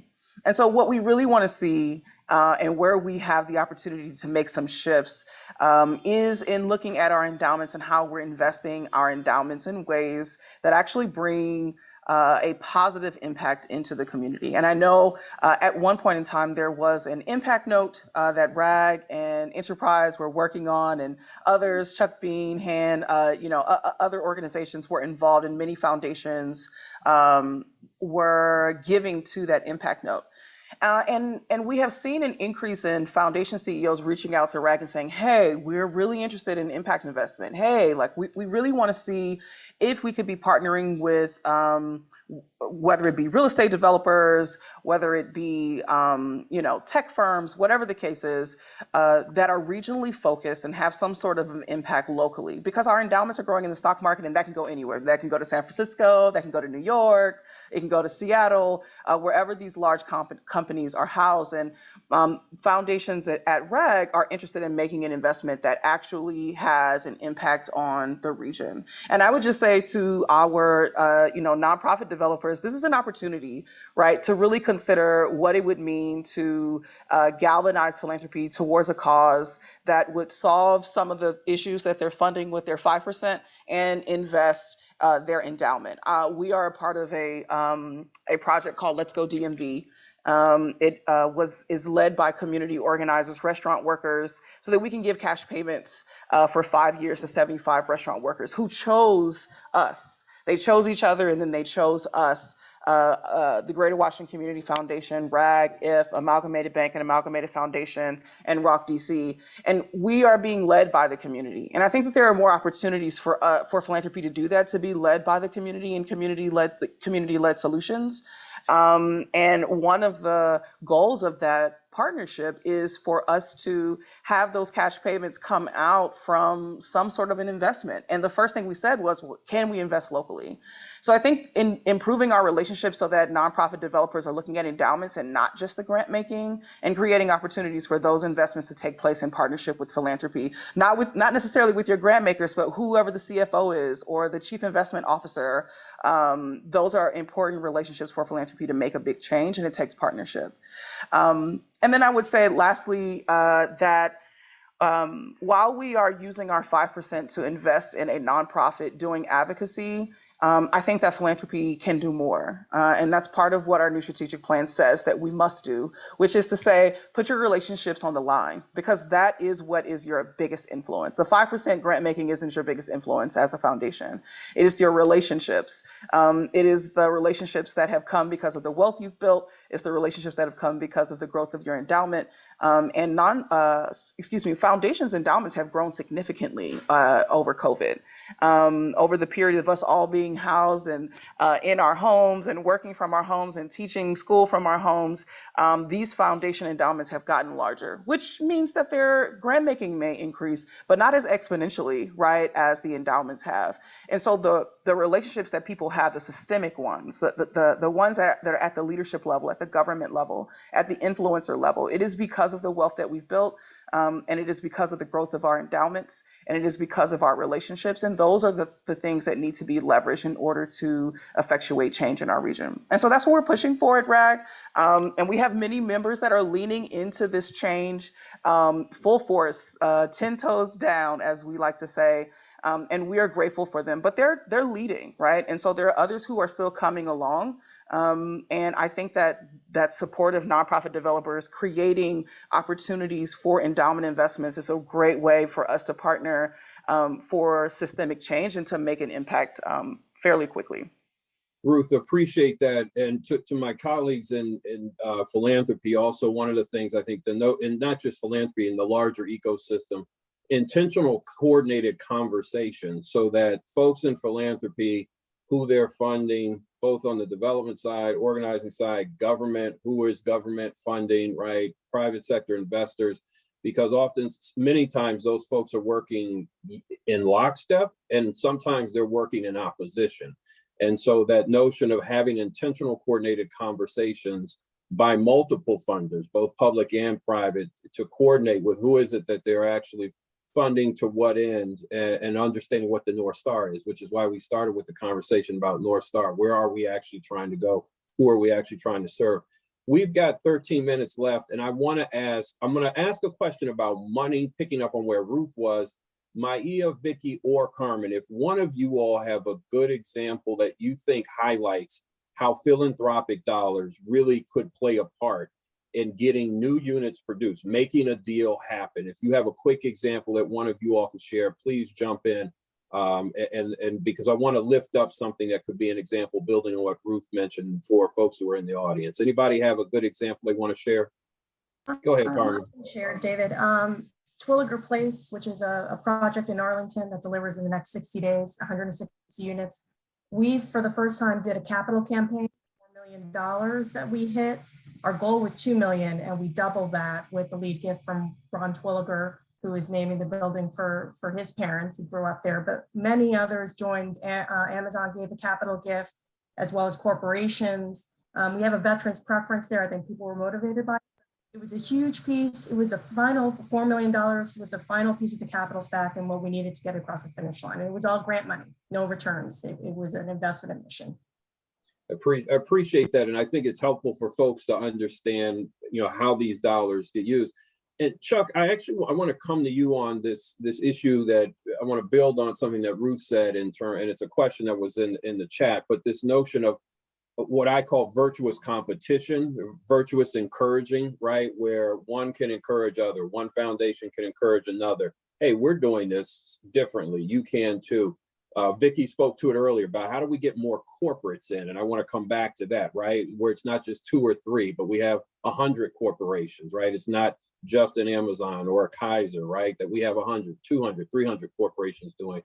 But Chuck, one of the questions that was in the chat that came, or the Q&A came through about how do we get the other remaining 7 jurisdictions to formally adopt the COG targets that were hit in 2019. So that notion of, again, kind of encouraging one another amongst peers across. Talk a little bit about that process, what that might look like in a way. Sure. I think our orientation is focus on the positive, what happens when you do the right thing. So Mayor Bowser, Executive Order, 36,000 units, importantly, in all 8 wards. So not just one part of the city, but boy, hard process, a lot of ANCs to deal with, but the district is stronger because of that. Alexandria is changing. Think about what Alexandria was just 15 years ago to what it is now. Very progressive mayor, city council, embracing of those targets, embracing of that mixed use, mixed income kind of philosophy is going to make our Alexandria a more vibrant place. Prince George's County, as I noted earlier, housing targets in the right place are part of the economic development platform. David, if I were to pick one thing that could really change the dynamics of the region would be success of the Blue Line Corridor. So that's Prince George's, that's Stephen. But you think about what we call equity emphasis areas, these census tracts with concentrations of low-income communities that are proximate to the possibilities that we can unleash better these walk sheds, the land use around these transit areas. The Blue Line Corridor would be something that I would hope that the business community, the development community, that is a big purple line, Park Richmond Highway, absolutely. Blue Line Corridor. Yeah, and it'll be interesting, I think, in the panel that's coming up this afternoon with electeds and government officials, the notion of, as the presentation was shown earlier today, different jurisdictions are in different places, and that's both public and private sector reflection of public and private sector results or efforts, I should say. What will be interesting, I think, for Chuck and folks at COG and to hear on the panel that follows this is, we have differences in terms of who's adopted targets, who hasn't, who's using what tools, right? And the like. And Vicki, I actually want to come back to something you said about corporates. If I can ask you to speak quickly on this, and I'm going to ask folks about how they're actually using the tool. But you mentioned the notion of getting more corporate involvement, right, in this. Do you have a sense of what it may take to get more corporates, right, or what you would say to other corporates in the region who may be listening or who may hear this, later on how and why they should get involved in thinking about how their dollars and their voice could be utilized to spur housing affordability in the region? Well, I actually think that HAND and other organizations like HAND are very critical in this, and ULI. Hang on just one second. We're good. Okay. Come on. Thank you. Love you. Sorry, I'm multitasking. So what I would say is this. I was so disappointed in the young reporter who wrote the article in the Washington Post. It felt a lot like no good deed goes unpunished. They wrote about Amazon was, you don't do enough and we don't appreciate what you did.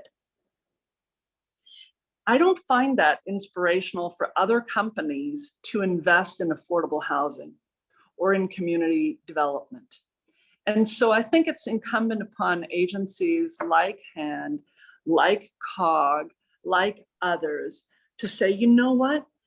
Investments in affordable housing are very, very important as a part of building our workforce in our communities. It's very important. It's important to your future workforce. It's important for the people who are going to care for your families and your parents when they get older. It's important. And so I actually think that we should nominate large corporate investors for recognition for investment in affordable housing. And I will just say the ULI Terwilliger Institute has done more for workforce housing than most organizations out there because they have awarded it and celebrated it. And I think we should celebrate corporate America for investing in their communities and in affordable housing at all levels. And when people start out investing at 80%, it doesn't mean that they don't have an interest in investing at 50% and 30% of median, because they do. And I know that because we're working on it already with other corporate investors. And so what I would say is this organization and our local jurisdictions and ULI and Enterprise have really, really great opportunities to celebrate this and to applaud it so that, and COG, so that it becomes de rigueur, right? It becomes a thing that people do. Oh, I'm going to put X% of my budget towards this. Oh, and it's not, you know what? They can do what we can't do. So what can they do? Corporate America can borrow at rates that affordable housing developers cannot borrow at. And they can lend in subordinate positions which banks can't do. And so they can fill a void that right now is filled with those trust funds, which are scarce. They can augment, they can increase our capital stack. And that's such a dry thing to talk about, right? But really, ultimately, it's gap funding that makes affordable housing possible at workforce levels, at affordable levels, as Carmen said, with the grant from Mr. Terwilliger. And so I think in the model of Warren Buffett, there are wealthy Americans and there are corporations who can invest in this at scale and make a return and continue to invest. And I think that's where the key is. And I think it's incumbent upon organizations like this one to celebrate it, because if you celebrate it, people will come. That's my pitch. Thank you so much, Vicki. Appreciate that. And Stephen, I'm going to ask you to pick up on that for about 40 seconds because we've got about 4 minutes left here. But going back to how WMATA got to yes. So get it. WMATA's regional transit agency, government funding, all that, right? So it's not the typical, it's not a corporation in the way that we think of a private corporation, but the principle of how you convince folks to get to yes. Thinking about what Vicki just said, if there are corporate partners out there, right, who hear this and are listening, thinking about the goal, right? We need 14,000 new affordable units every year in our region to get to where we want to, right? And that's just on the production side that's talked about in the tool. Is there one quick lesson learned from how, again, WMATA got the yes that you would share with corporate folks who may be listening and say, think about this when you're trying to frame the argument to your corporation on how and why to get involved? You're on mute, my friend. Thank you. Vicki, you described something that is so important, which is the creation of these virtuous cycles, where there's a self-sustaining, self-perpetuating model that becomes in everyone's interests. And that's something that we've been talking a lot more about at Metro. And we also need to find more of these virtuous cycles. And by investing in affordable housing at metro stations and higher density housing will lead to greater ridership at Metro, reduce our reliance on subsidies, and then therefore there's more capital available to fund other things. And when the larger projects occur on Metro property, which are the few properties in the region that have such access to transportation options, and access to existing infrastructure that doesn't need to be expanded. We're generating more tax revenues, multiple times the amount of even the ridership revenues that Metro generates or receives. And again, that is increasing the amount of available funds that can go towards the priorities that we've established in this region. Stephen, thanks so much. Maya, I'm going to ask you to do one of our almost final last words. Just Courtney put into the chat for everyone the actual tool. We're here today to celebrate the launch of 2.0, right? The relaunch, if you would, 2.0 of the tool. As a national developer who's doing work in this region, say a quick word about how you encourage others in the ecosystem can use the HIT tool in practical ways for the day-to-day work to get to that North Star we talked about earlier. How should folks dig in on the tool? I will say that I think the tool confirms that we have resources, we have kind of a toolkit to address affordable housing, kind of big A, affordable housing generally. But what it says, and when you kind of go deeper, and when we're talking about some of the demographics of the cities that are highlighted and structural racism and equity issues, that we're not being specific enough in terms of our targets. And I want to kind of uplift something that Ruth said earlier, right? We keep talking about workforce housing, affordable housing. We're not talking about like Black people. We're not talking about, you know, Hispanics and the specific people who are affected by not having sufficient housing, and why we need to specifically address those things. Because if we continue to kind of, I think, talk really broad about this need for, and I guess continue to communicate in AMI, we're not going to get to the root of the issue and have real solutions, right? We need to talk about how do we fix, you know, what happened as a result of redlining. What, you know, those are the realities of what we're confronting today and why we really haven't moved the needle despite everything that we have in the toolkit. Because at the end of the day, many of us, you know, just this word, like even as developers, you're not a culturally competent developer. You're not understanding your resident in a way to build housing for them. You know, as municipalities, where there's still disconnect between, you know, who the hardest to reach populations are, because they're not showing up at your county meetings. They're not doing any public participation. And so there is still this very, you know, who we're seeking to serve is a very marginalized population that, you know, can be defined. And we in our industry are not really defining it in that way. We're talking very broadly. And so we don't have, I think, specific enough, we're not being specific enough in defining the tools to address those very particular issues that I think are rooted in kind of the structural racism and segregation and all of the things that created this problem in the first place, right? And so I think that's kind of what I see from this HIT tool is that, you know, we are doing a good job, but we have to go deeper. And that deep and that depth is needed by being much more specific and understand in identifying the source of the problem and how we address that, and being comfortable with using language, talking about it in terms of race, talking about it in terms of just, you know, the realities of our region. Maya, thank you for having the last word on behalf of our panelists today.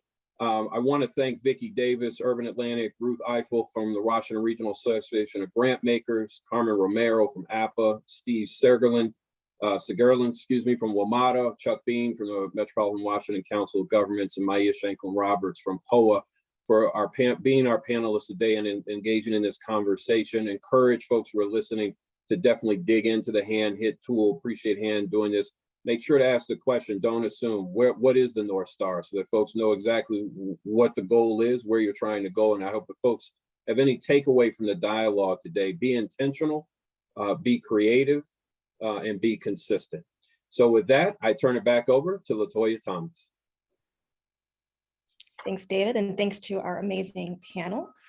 I am now pleased to introduce our next call to action moment, which will be headed up by Catherine Buell, Head of Community Development at Amazon in the Community, which is also a sponsor of the Housing Indicator Tool. Catherine?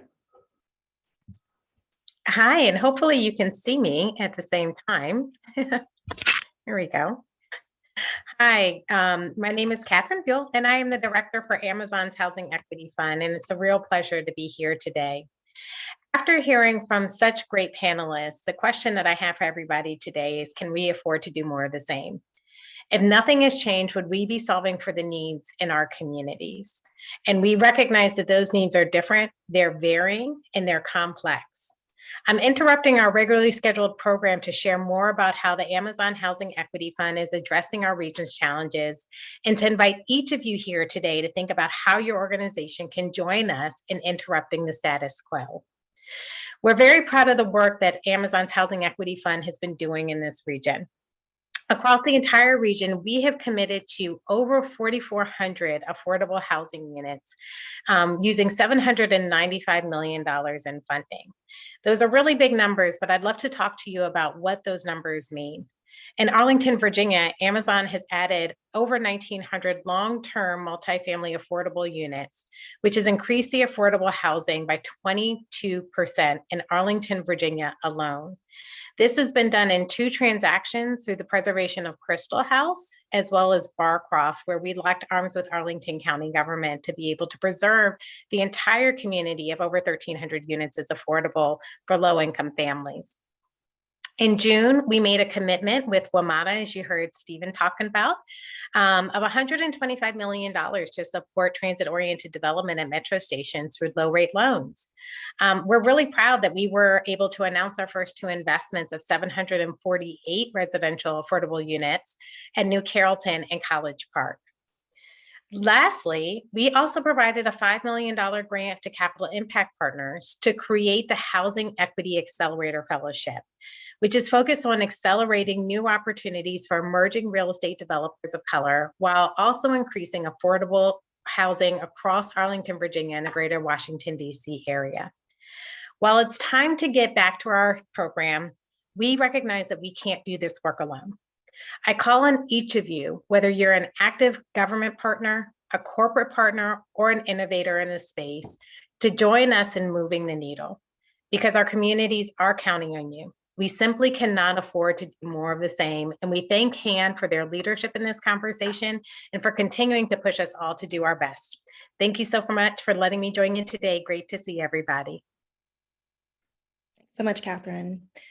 I am now pleased to turn this next segment over to our moderator, Vandana Sinha, Editor-in-Chief of the Washington Business Journal, who will be moderating our next panel. And on behalf of HAND, we appreciate the Business Journal's reporting on these housing issues, particularly as the jurisdictions work to meet the goals that they've adopted and to try to make progress towards moving the needle. So with that, Vandana, I'll let you take it from here. Thank you so much. I really appreciate your time. Hi, everyone. I'm Vandana Sinha. I'm Editor-in-Chief of the Washington Business Journal. I want to thank HAND and its partners for inviting me to be a part of today's great event. And thank you all for joining us today.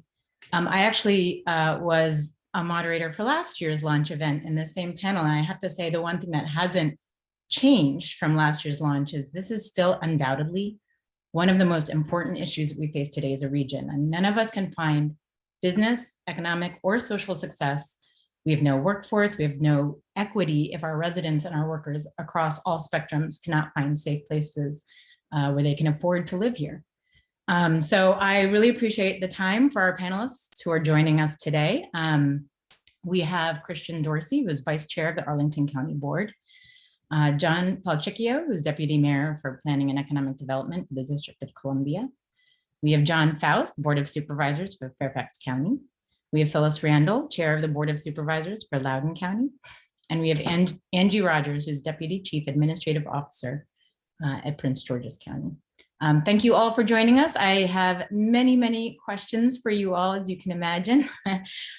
So we'll just go ahead and get started. I just ask, given the time and the amount that we have to talk about, if we can keep comments sort of tight to ensure we get a good roundup of voices in. But my first question to each of you is around the results that we saw in this year's housing indicator tool. It basically told us every jurisdiction still has, I mean, there's been progress, but there's still a long way to go before we are truly meeting some of the targets that we've set out for. So we were just shy of the 25,000 new units, though we were very, very close. And you know, a lot of the lag that we've seen is around the lowest income levels. But if you guys could just sort of give your takeaway from these latest numbers, the progress, the lack thereof, whatever the case may be for 21, what is the biggest thing that you see for your jurisdiction coming out of this data? And what is the biggest thing that you think needs to change in order to get us closer to make these goals more and numbers more achievable? Phyllis, I'll start with you and then we can kind of go. Well, thank you. And thank you for having me here today. And I appreciate Han having this forum. And I have to say that I was listening to Maya Roberts, and I will just say I'm going to associate myself with all of her comments because she was absolutely amazing. So, and one of the things that Loudoun County did after the HAND indicator came out is we completed an unmet strategic housing needs assessment that we passed September 8th of last year.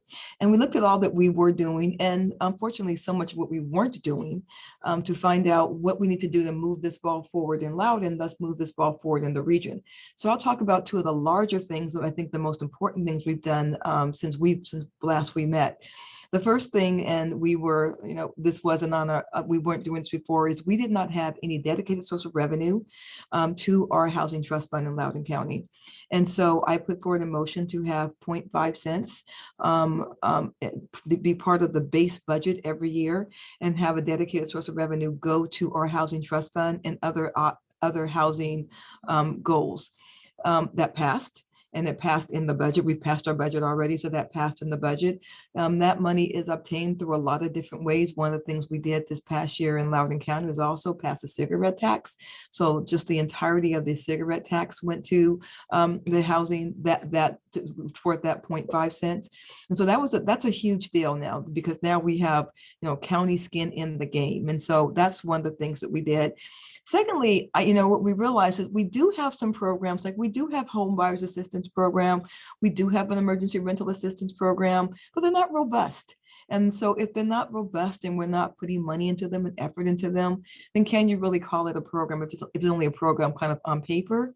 And so some of the money that we use of that 0.5 cents will also go into some of these areas.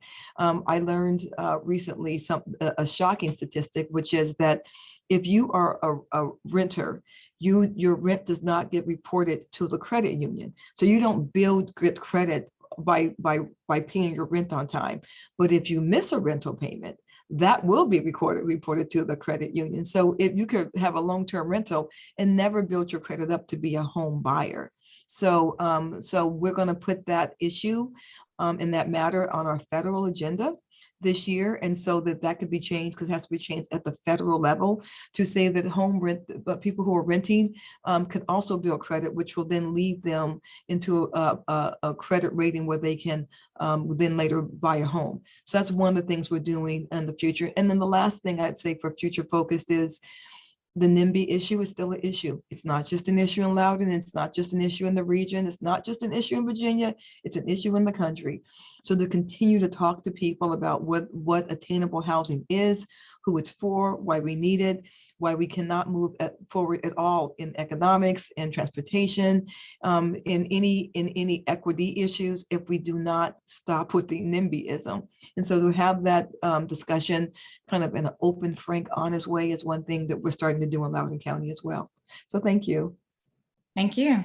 Thanks. Christian, you go next.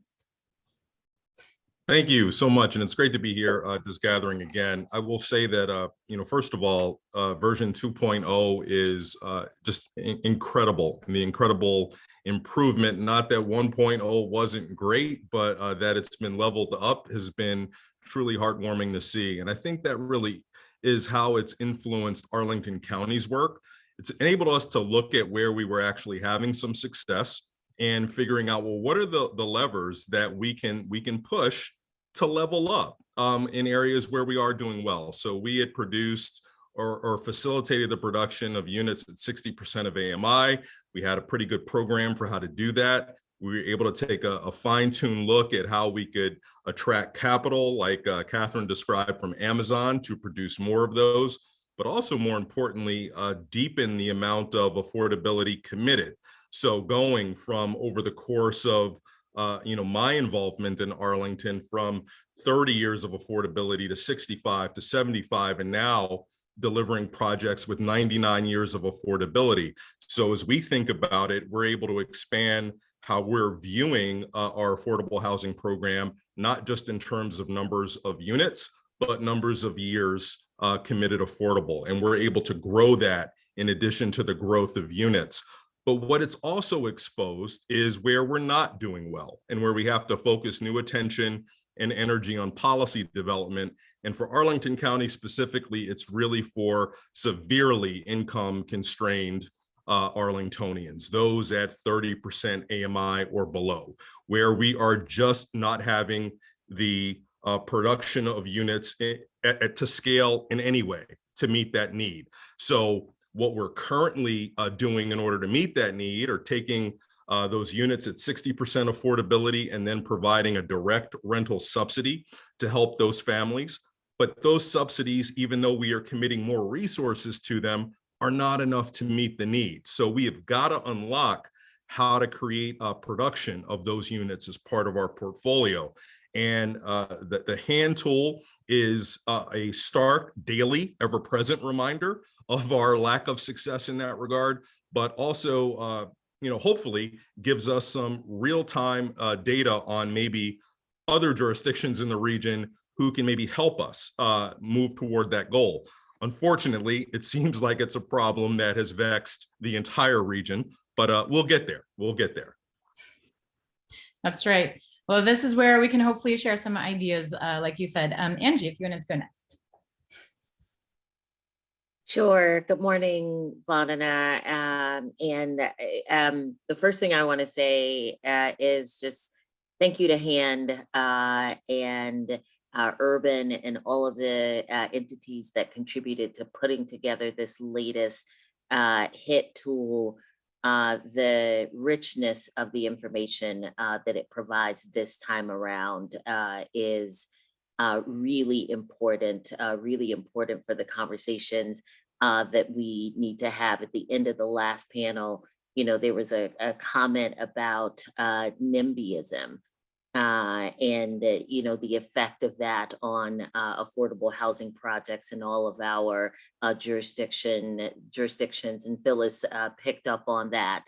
And I really think that having this information, sort of linking this issue for us to the importance of, pushing racial and social justice goals is really a cut of the conversation that we need to have. I've seen in projects that I've worked on, both in Prince George's County in my current role and in my previous role, that you've got lots of people, who consider themselves to be deep supporters of racial and social justice goals, but then oppose affordable housing projects in their neighborhoods. And so using this tool to bring those two issues together, I think is going to be a really important conversation for us to have in the future. For Prince George's County, quickly, the last, when HIT 1.0 was launched, Prince George's County was in a different place. I don't think we had adopted the COG goals yet. And since then, I don't think we had a dedicated funding source for a housing investment trust fund last time around, and now we do. We've continued to build out our toolkit for affordable housing in Prince George's County. And, I look at this tool and I look at where we are on it, and it still looks a little bit bleak, right? Like we're still not meeting our goals. But I say for Prince George's County, and I encourage all of the other jurisdictions to look at it in this way, like walk boldly into that, because they are scary numbers, they're big numbers. After we adopted our goals, we started to kind of cost out what it was going to take in order to meet those goals. And they are scary numbers, but just because they're scary doesn't mean we shouldn't be confronting them. So we are continuing, when I look at this tool as it relates to Prince George's County, for me, it's about what we're building, and that's what we're focused on. Yeah, thank you for that. John, what about you? Thank you. Good morning, everyone. Fairfax County, we feel we're making some very good progress. We had a consultant come in a couple years ago and help us define the need for new affordable housing units over through 2032 or 2034. And from that analysis, we identified a need for about 15,000 new units in the county.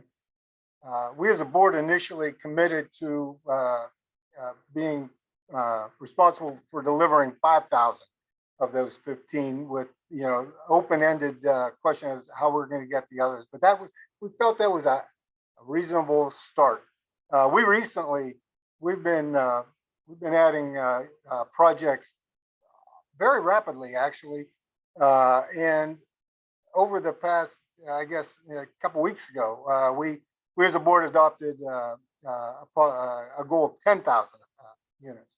And I know we're going to reach it. The reason I know that is because the creativity is being shown and the commitment by not only the advocates who have always been there and amazing, but the members of the current Board of Supervisors, and in particular leadership of Chairman Jeff McKay. Just absolutely, it's become the priority. It's the thing that we talk about all the time. It's the thing that we're always looking for ways to make happen. We have a commitment to substantially increase the funding for new projects, but also for preservation. And we have a commitment of no loss of existing market rate affordable housing going forward. That's a commitment we've made. So I feel very good about where we're at. I've been on the board a long time, and I just the vibrancy and the commitment to this issue at this point in time, it makes me feel very proud. And I think good things are going to happen in Fairfax County. And one of the things I want to lay out there, and I'll probably get a chance to mention later, is that the thing that's helping us so much right now is the fact that we're looking at government-owned property and being very creative. We have a couple projects that'll be going in on very underutilized parking lots in nice areas. Things like that, where you just have to, you just can't sit back and wait for the project to develop. You have to be out there aggressively thinking about how can I deliver affordable housing in my community. And I think we're doing a pretty good job of that right now. Thank you, John. And the other John F. I realize both of you are John Fs. I know, I was waiting for you to say John, no, John F. And then, but kind of picking up where Angie Rogers left off, Angie and I worked together in DemPed. And so that's usually how we worked anyway. Just picking up where she left off, I think it can be really scary to set goals. And so what HAND does is really important because it is a little bit scary, but then you convene us all to actually figure out, where we are and measure kind of, where we are and then figure out how we go forward. So one thing I think that is important is, in 1989, the DC Council set up the first steps to set up a housing production trust fund.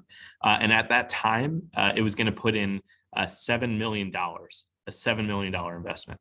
So when you think about when Mayor Bowser took office in 2015, she actually said that it was going to set it at $100 million annual commitment. That was really the way that we kind of went from 0 to 60 in terms of our, sorry, not AMI, 0 to 60 in terms of our speed and how we sort of advanced on affordable housing. And now with a lot of the federal funding that we got, we're able to actually make bigger investments. So last year, Mayor Bowser actually put in $400 million for a 2-year period for the Housing Production Trust Fund. And this year, she's actually proposed for 1 year alone, $500 million. So to think that we went from 1989, when I wasn't in this job, I've been around a while, but I wasn't in this job, 1989, where it was a $7 million was something that was bold. $500 million is what it takes to be bold now. And then to Angie's point about measuring our success, well, we have this goal. We hear us talk about it a lot, 36,000 by 2025. We have a sub goal for affordable housing, 12,000 by 2025. We're about 60% of the way on the overall goal. And in that sub goal of 12,000, we're about a third of the way there. So we've got to do some more work. And that's what that $500 million allows us to do. And we took it a step further. We've got affordable housing goals by neighborhood. So our 10 planning areas, each of them has an affordable housing goal. I was with the mayor a few weeks ago, maybe a few months ago at this point, where we were in Rock Creek West. If you've been to the National Zoo, you've been to Rock Creek West. And that's where we had set a goal of 1,950 units. And so far, if anybody wants to take a guess, you could use the chat, how many units we've actually produced on that 1,950 since 2019. Don't even worry about putting it in the chat because it's only 2, right? So it was 0. You're right, Christian. It was 0. Now we're at 2. But in 2019, the pipeline for dedicated affordable housing units in Rock Creek West in 2019 was actually about 80 were in the pipeline, right? And today, as we actually released that Rock Creek West roadmap, we actually saw that there were over 560. So we have to start somewhere. And what this hand tool does and what our work is in setting those goals and telling people where we are every month, where we are on those goals, that's how we sort of measure our progress and see what new tools we have to put forth. Yeah, and all of you has mentioned something that I definitely want to get to in the course of this conversation, but I wanted to just, before I get to specific things, step back a little bit and talk about the COG regional targets and goals. Right now, DC, Alexandria, and Prince George's County have adopted the COG regional targets. For the others, why not take this step, or are there plans to in the near term? Or if not, what would it take to get to that point in your jurisdictions? Phyllis, if you wanted to. Sure. So we are talking about it on the dais. I think one thing that should be said is that, when you talk about housing, you also have to talk about the infrastructure that supports the housing. And so before a jurisdiction might adopt a goal, the regional goals like Loudoun, we have to figure out what the infrastructure looks like. Do we have enough road capacity? Do we have transit capacity? Or do we have transit? Do we have school capacity? That's a huge issue. Do you have seats in schools? Do you have enough fire and rescue, enough water and sewer, enough law enforcement, parks and recs, open space? And so, for a locality, when you start talking about adding that unmet housing need, and I don't know that there's anyone who's sat on Loudoun's board who cheers and pushes getting those unmet houses on the ground more than me, but you can't ignore that it's going to cost infrastructure. And when I ask people sometimes, like, what is the issue with affordable housing? What you hear sometimes, not all the times, but what you hear sometimes is, my kid's school's already overcrowded and I'm already having a hard time getting to work. Those are infrastructure issues. And so as we are doing our long range transportation plan and our long range planning in general in Loudoun County, before we adopt any housing goals, we have to look at what does our infrastructure look like, and can our infrastructure support that housing, and putting that in place either in advance of housing or at the same time that we're putting the housing. And again, having those conversations with the community. And so a county that has grown as fast as Loudoun County, fastest growing county in Virginia, one of the fastest growing county in the country for many years, the fastest growing county in the country for many years. Part of what we're doing is catching the infrastructure up with the growth. And so we are going to be adopting some of those goals, but we have to look at what we need to support those houses as well. Thank you. Christian, how about you? Sure. So first of all, Arlington County is not adopting the goal, should not be taken to imply that we are in any way not supportive, but there are a couple of things that makes us perhaps a little bit unique. We have an existing affordable housing master plan that sets specific targets that's a result of a lot of community engagement.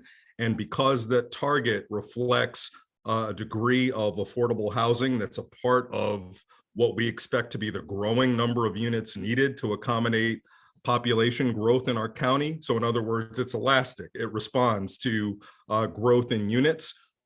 We think that on a topical level that our existing targets exceed what would be required under the COG targets, and don't want to send any mixed messages that somehow we're retreating from that overall goal. So as part of our overall work of updating that master plan, we'll do some deep analysis to see whether or not there is a gap between what we have planned and what the targets would imply. And if necessary, we will update accordingly as part of that planning process. But that's the only reason why we haven't done it. Thank you.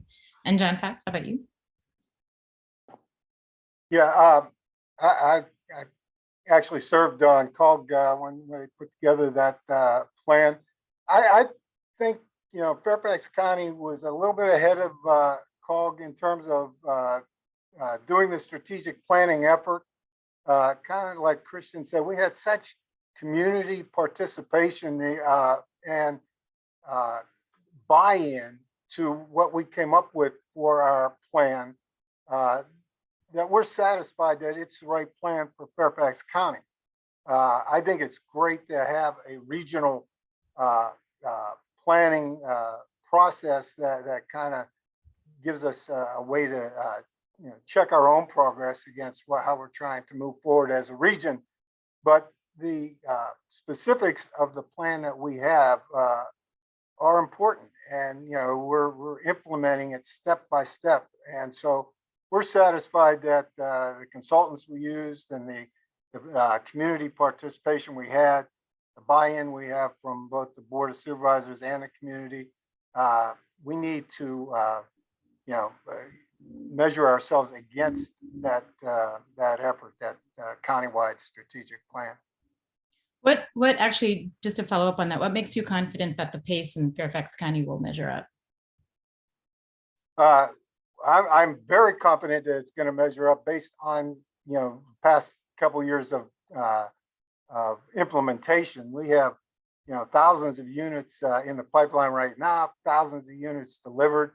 I mean, if you compare, I have to admit, we were not doing a very good job, in my opinion, before we focused on the strategic plan and got the commitment that we have. We're doing a very good job now, in my opinion. And, if we start to slip and we, as I indicated, again, we just doubled our own goal that we're holding ourselves to. So I just think that we're, it doesn't matter whose plan it is, as long as the progress is, meeting the need and the challenge, which is, we have out there, and what we have is working. It's working very well, and so we're certainly satisfied that we're on the right path.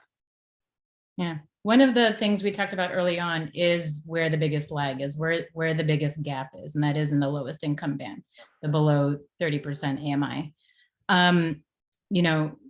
Some of you have already talked about this and what you're doing to try and tackle that.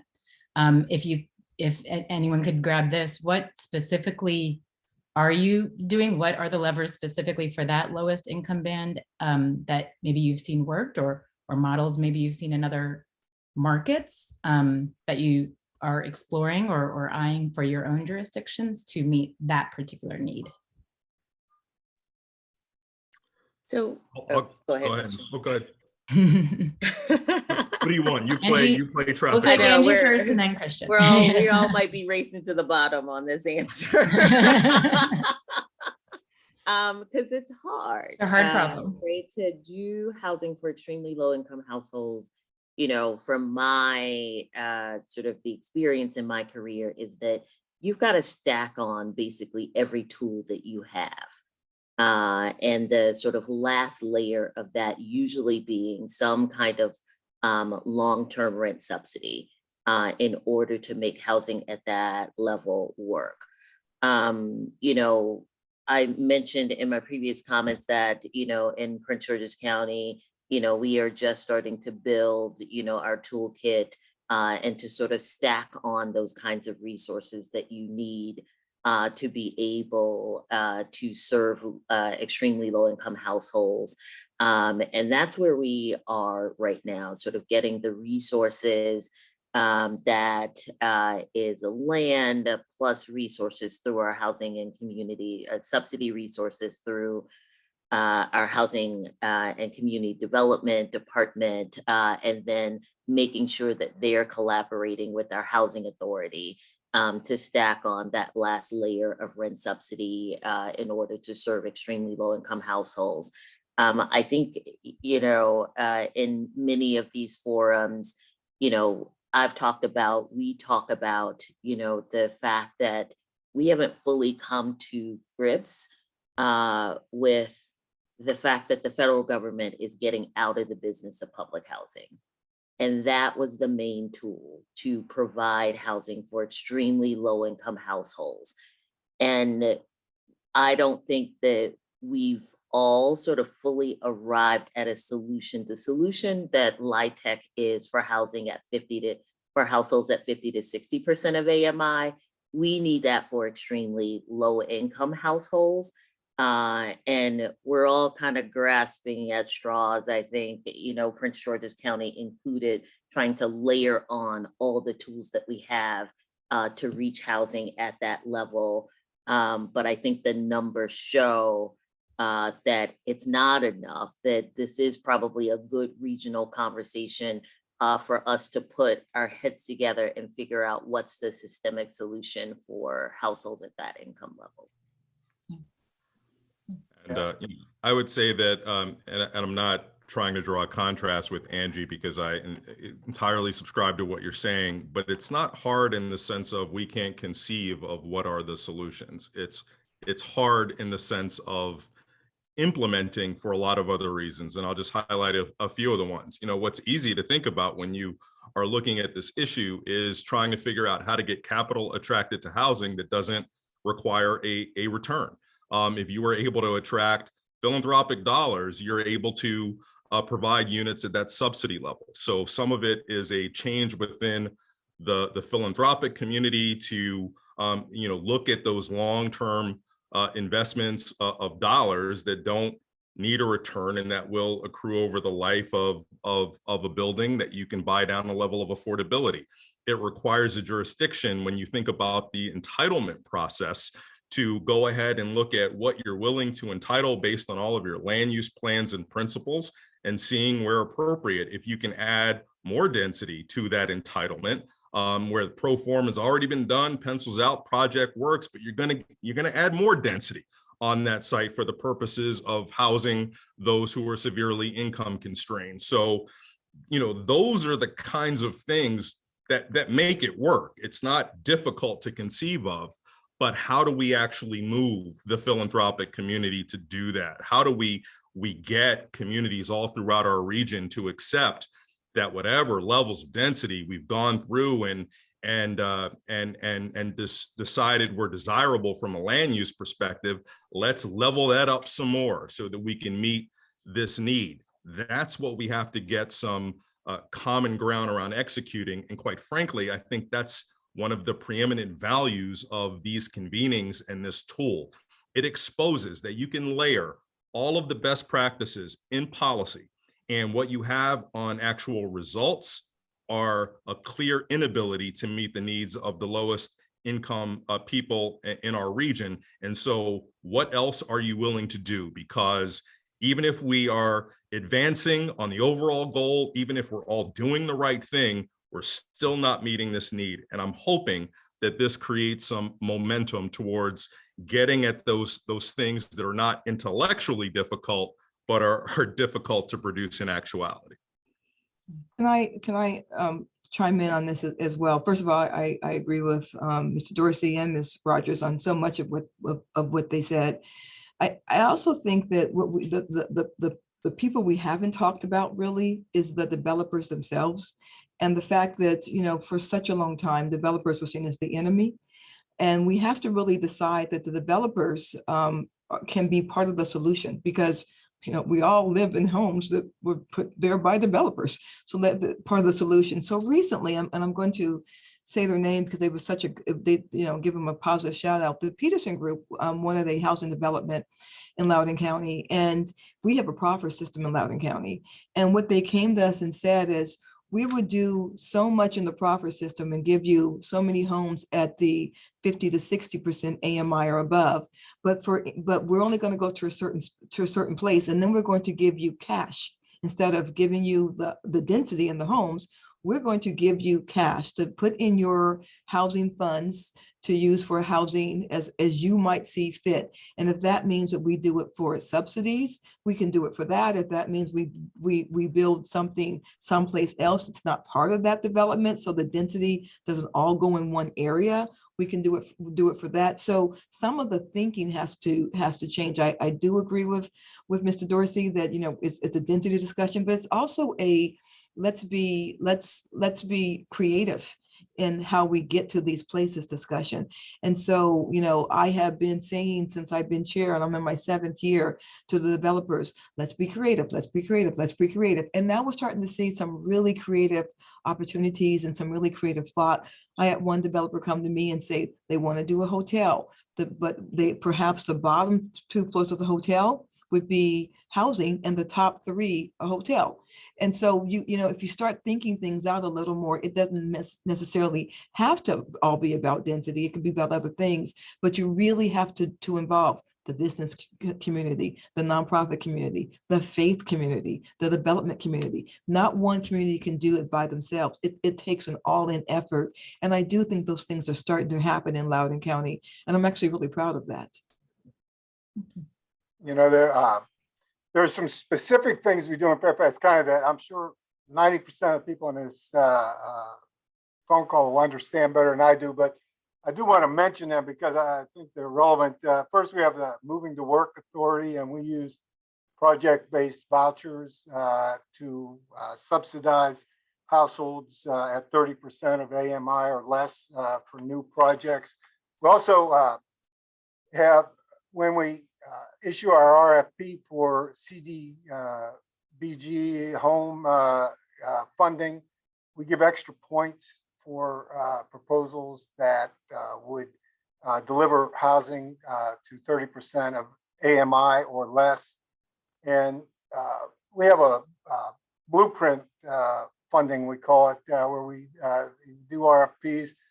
And we allow income averaging so that, you know, we encourage people to try to reach out and deliver some 30% or below units as part of their project that gets partially funded by our blueprint funding. So some of the things that specific things they're not solving the problem, but they're addressing the problem. Well, and I think at those deepest affordability levels, we just all have to be very honest that it is very expensive to deliver. So we should just be clear that now it's worth every penny because we need to do it. So we've got to be clear as policymakers and those who help us decide our budgets that that's going to happen. You're going to have to subsidize the construction, and you're going to have to subsidize the operating.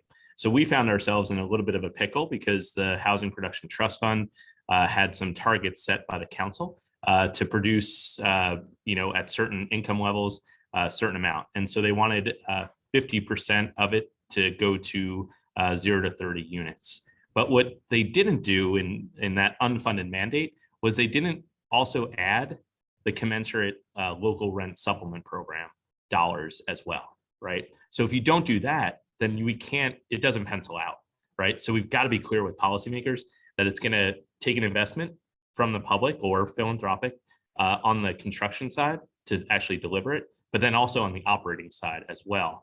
And so now with these really historic investments that the mayor is making, $400 million over 2 years, now $500 million in just 1 year, that $500 million is also coupled with $41 million for our local rent supplement program. So we can actually support the deepest level of housing with operating subsidy as well. And so if they don't go hand in hand, then we're not going to be successful in producing and making sure that that housing product is available for our residents. Yeah, thank you. And this is also for anyone, but one of the things, you talked about sort of the role that developers can play. One thing that Vicki mentioned this morning is that is a barrier for the developer side is just levels of uncertainty when they're trying to pursue projects. From your perspective, from your side of the table, what can your local governments bring to bring more certainty to the process for builders, in terms of financing opportunities, permitting, zoning, land use? John Fausti talked about, government-owned land. What are some things either you can do, you're exploring, you will do in order to help with that? So I'll go there first. So a couple of things. One, we are right now rewriting our zoning regulations. They haven't been touched in 20 years. And if you live in Loudoun County and know how fast it's grown, 20 years is kind of ridiculous. We did a comprehensive plan last year. So the comprehensive plan and the zoning are out of sync. So that's one thing. But truthfully, I honestly think the most important thing we can do is the word relationships.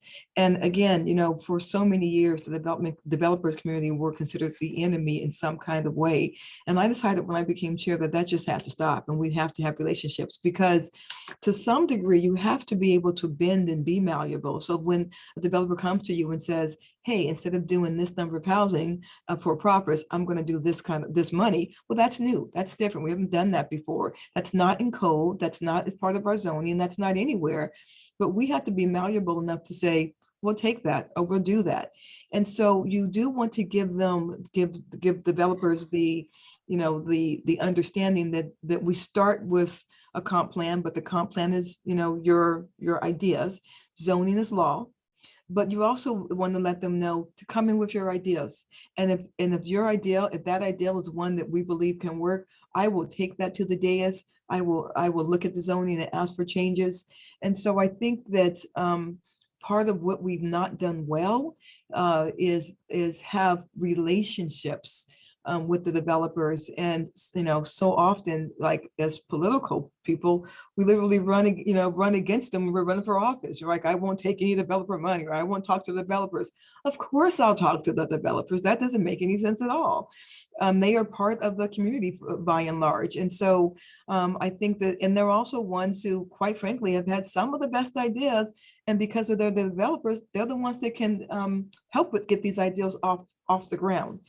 And so a lot of what we've accomplished in Loudoun County has been in partnership with the development community, not in spite of the development community.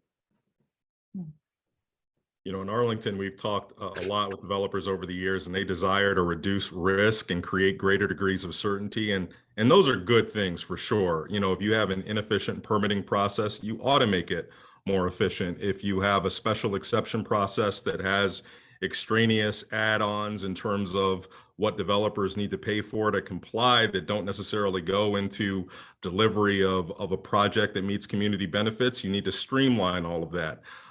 At the same time, you have to have a real honest conversation with developers, though. How will this translate into more of a community benefit that I ask for? These are things that are necessary and good to do, but tell me how that's going to improve outcomes, and get some real upfront commitments there. But then secondarily, what I think is work for us, especially recently, is to really prioritize housing among all community benefits that we could conceive of. Typically, it is the have a bunch of presents under the Christmas tree approach. Let's give a little bit to everything in terms of community benefits. And we've been very clear in Arlington, we want one present. We want one primary present, and that is your contribution towards mitigating your housing impact, but also to go above and beyond that to help address our systemic housing challenge. You know, yes, we still negotiate benefits to offset impacts in other areas, but the clarity that we've given to the developer community, when you were thinking about this project, we want you to think about housing first, last, and always. And that has had some pretty transformative results. Yeah, just picking up on that too, I think what Mayor Bowser has said to all of our agency directors is you have a role to play in delivering more housing and more affordable housing. So when our fire department needs to upgrade a firehouse, well, why can't there be housing above it? Our libraries actually operated by a board that the mayor appoints, but they have passed a resolution that they're going to renovate or upgrade or modernize any library, that they have to see if the zoning will allow for housing as well. So that actually is how we show that everybody's got a role to play in housing. And I think the other thing we can do is the work that HAND does and say, here's where the jurisdictions are and goals, but here's also the tools that they have to help us kind of meet those goals. And going back, and I'll talk about this probably in every answer, that $500 million, what it does is it actually signals to the market and says, community builders, housing providers, this is going to be here. So we actually have already started the application process. So we've solicited 4 proposals and we'll have 2 rounds. In the first round, there were actually applications totaling about $398 million. So when we go to our council and we say, make this $500 million stick, it's because we already have demand for $398 million of it. And we know that we're going to do another round of applications, which could yield as almost as significant of a demand. So by setting what the tools will be and then saying to folks that these are going to be here, it signals to the market that, like Christian just said, we want you to always be considering housing, that we're also going to have the tools available for you when you do. Yeah. One of the, oh, go ahead. No, Yes, I was just please. gonna say, you know, I'll pick up on that and echo John's sentiments that sort of, you know, providing that predictability of resources has been the most important thing that we've done over the past couple of years as well. It's hard to, you know, ask particularly mission-based developers, mission-minded developers to go out and source deals in your jurisdiction in order to provide affordable housing if you're not also sort of giving them that signal that resources are going to be there to make up the gap that we know will exist on those projects. And so, you know, for us, the important part has been getting a dedicated funding source for our housing investment trust fund, providing some predictability. We, you know, typically pair our capital resources with pilots, with payment in lieu of taxes. And so providing some predictability for the pairing of those. We've been focused a lot on preservation as well. Prince George's County has a lot of naturally occurring affordable housing that we're trying to flip to committed affordable housing before those markets sort of run away from us. So providing other streams, other resource streams, specifically for preservation has been important. And then the biggest thing I would say is providing that signal to particularly mission-minded developers about what areas of the county are we going to focus on. So Chuck Bean mentioned earlier our Blue Line Corridor initiative. I think in a place that is 498 square miles, urban, suburban, and rural, it's important for us to signal to the market. I'm not going to focus on all of that, right? But like, here is where we'd like you to be looking at. And I know DC has done the same, you know, with encouraging developers to look at building affordable housing, you know, in the western part of the city where, you know, it hasn't particularly thrived. So sort of same thing, also sending that signal that like, here's where, you know, we want to focus. And if you come to me with the project in, you know, those areas that make sense, you are likely going to get a yes. Yeah. And one of the big, so if we were to stick with zoning, and we heard this morning, a real hot button zoning question or issue is the question of single family zoning. and whether that could or should change. There's been a lot of expert commentary out there that we're never going to get the level of affordability and equity that we need unless we change or really loosen single-family zoning requirements across jurisdictions. How is that conversation playing out in your jurisdictions? And do you see that, is there an appetite, to loosen that or change that requirement in your areas? Yeah, I'll jump in on this one in that it actually, I'd challenge the notion that it's the only way to get there. So for us, if you look at kind of our key corridors, we just went through our comprehensive plan that actually did update our future land use map. And now the zoning has to be realized by going to our zoning commission. But if you look at like a corridor like New York Avenue Northeast, we can literally deliver 33,000 units of housing in that corridor alone, right? And that's not with tapping into this debate about single family residential zoning. So I think that we really have to be clear that there's a lot of different ways to get there. And one of the ways that I think we can get there even faster is actually tapping into these corridors.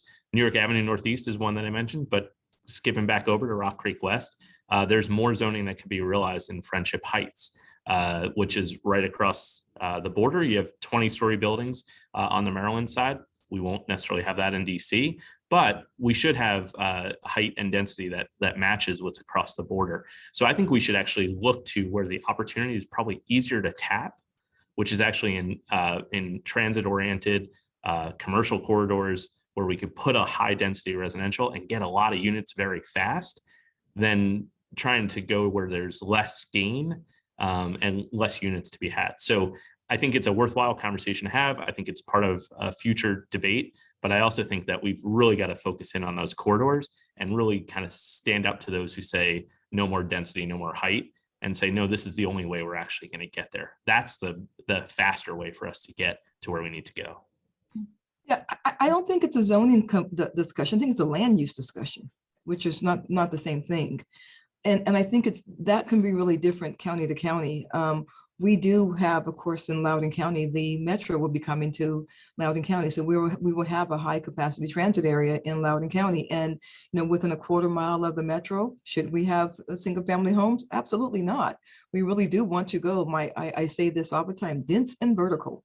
When you get close to high capacity or to transit, you want to go, you want to pack them in there and go high.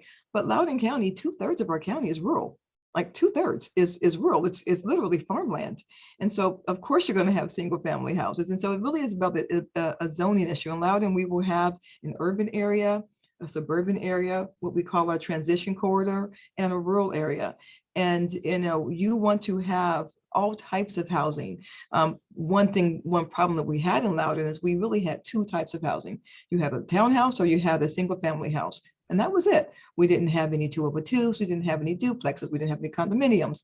We had two housing options. And so the goal is to put down as many housing options as possible and in the right places so they use your land correctly. But to say there are no more single family homes, that is, I actually don't think that is a logical conversation to be involved in. It's a land use conversation, not a zoning conversation. I want to add on to I'm sorry, John, go ahead. Okay, thank you. I was just going to jump on the bandwagon. I agree with John and Phyllis. We don't want development of any more homes of any nature in some parts of the county. We're trying to.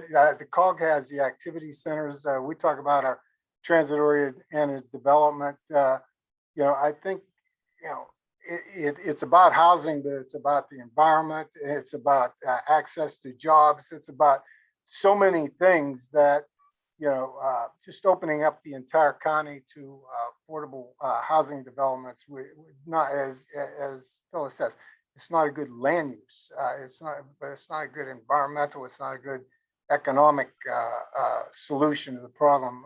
We have tremendous opportunities to meet the need for affordable housing without doing that. And I think that's probably where Fairfax County will be. Angie, go. Yeah, I was just gonna add on because I think that Prince George's County, in some respect, looks a lot like where Phyllis and John are from, in that we have that suburban ring and we have that rural ring. And John kind of hit on this. You know, we refer to it as adequate public facilities in Prince George's County. To get police, fire, infrastructure sort of out to that outer suburban core, that rural core becomes expensive. It has negative impacts on the environment. And so we don't want to think about sort of encouraging sprawling out to those areas. But in our inner Beltway core, that is where I think there is the opportunity to think about sort of pushing some of these ideas. And, you know, we just capped off a years long process for our zoning rewrite, just went into effect on April 1st. And so I don't know that we'll wade back in to consider banning single family zoning, but to John's point, and I think others' points, there are other tools that we can use, particularly inside the Beltway in Prince George's County, to push what we want to see, to push that, you know, those sort of denser meccas that can support more affordable housing. And so we are, you know, using, I think, everything from, you know, impact fee waivers to our capital tools, to our new zoning tools, to push that inside the Beltway. Yeah. Christian, if I remember correctly, this has come up in Arlington, right? Sorry, absolutely. We're in the midst of it right now, and Yes. more to come by the end of the year. I'll just say, broadly speaking, you know, Arlington has long, for, you know, a couple generations, had this paradigm that, look, where we've made investments in transit and moving more people, then if your land use doesn't support the accommodation of more people in terms of offices and housing, then, you know, why are you doing that? So, you know, I think we're already in a good place that in areas that are proximate to transit, we have the land use availability that very much creates value for more density, more affordable housing. Question then becomes, what about the 75% of your county that's not there? And you know, we've certainly looked and seen that it is predominantly eligible for single family development only. And you know, the issues of that are, it creates a real cap on natural housing growth that may accrue to those areas. It puts a lot of pressure on your high dense areas. So we are looking at housing choice opportunities, what some people know to be missing middle housing forms, and providing that ability, not a mandate, but an ability to do that in those areas that are exclusionary from the standpoint of allowing single, what we know as single family homes only. So will this dramatically transform our community overnight? Probably not. It'll probably take a generation to seed any significant results. But you know, I just personally, and I think our county is in a place where there really is no justification for why some areas are designed to be exclusionary to housing choices that can accommodate needs and demand that we know exist in our community, that we know would create an opportunity for people whose incomes are not able to sustain $2 million homes for living. And so we are trying to unlock all of that exclusionary baggage so that we can get a market that better reflects what demand actually is. And I think that's going to actually reduce pressure on units that are currently occupied by people who would otherwise move to a different housing type, but really can't make that leap from where they are to a $2 million housing investment. Yeah, yeah. And we've talked, thinking about now about bringing in the private sector. This is a shared responsibility. We've talked about that through this conversation. between government, public sector, private sector, philanthropy, the faith community, everyone involved. We talked about developer sort of creativity and the relationships there, and a little bit about philanthropy, but and not everyone has to answer this by any means, but just real quickly, like if there was like a wish list you could ask for from the private sector, from business, employers, what to help address and fix this that isn't happening now, what would you ask for from major employers in your areas? I'll jump in first and say my major ask for employers would be to look at the wage gap between your lowest paid workers and your highest paid workers and start reducing that gap, because that is the important part of the conversation. That the answer to this can't all be on affordable housing producers and the folks who subsidize affordable housing. There's a whole sort of wage and income part of this conversation that we don't talk about enough. Any answer I would have had, I'm going to stop talking because that was a fantastic statement from Ms. Rogers. So that is Thank you, perfect. Zora. Thank you, Zora. That was great. And Yeah. I would ask that businesses take advantage of local talent, and not just in terms of finding people who are already equipped with the skills, but to figure out what they might be able to do to help develop the capacity for people who are already locally entrenched to fill those jobs. Clearly, you reduce the pressure on our housing market to the degree at which we can maximize existing talent in our region who can work for some of the businesses that are moving to and expanding in our community. So if they could do that, reducing the amount of negative impact that their presence may have on our housing market, that would be a welcome step. I want them to do a whole lot more than that, but I think as a fundamental basis, if we could get some really solid principles of doing no harm or doing less harm, it just makes our challenge more manageable than otherwise would exist. Yeah. There are a couple of questions that came in through the Q&A that I'm wondering, again, not everyone has to answer this, and real quickly, if there's something that you might have to say in response to some of these. I'm sort of combining two, where it's like, during the pandemic, we saw a lot of homeowners being able to refinance their mortgages so that their housing could be more affordable. Is there a chance jurisdictions could implement sort of a dedicated tax on refinances that is then dedicated to affordable housing, first-time home buyer programs, and our rent relief for lower income households to be able to get similar sort of benefits? And in addition to that, on the development side, we know high-tech units, can cost a lot. They're longer development timeline. Are there alternative modes of construction, like modular, panelized construction ADUs, or tiny homes that can potentially deliver faster or at lower cost? If anyone has anything quickly to either of those or both, and again, not everyone has to jump in. I think the first question, I think we kind of hit on that already. And I would tell you, I would like, John has mentioned a couple of times that DC is doing 500 million in 1 year. I would like to find out how much money other jurisdictions are doing in there, if they have a housing trust fund or any type of thing that goes to housing, any type of money, how much that might be. Again, Loudoun just implemented that at 0.5 cents, and that will only yield us about $6 million a year, which it's kind of interesting because it's where DC started in 1989, and we're starting there right now. So, and yes, it's for these very reasons. It is for so we can have a better and much more robust down payment and closing cost program, because you're not going to, there are so many people who can afford, they can actually afford their rent right now, but they cannot afford to get in a home because they don't have a down payment and closing costs, even though the rent, even though a mortgage wouldn't be a whole lot more than the rent they're paying.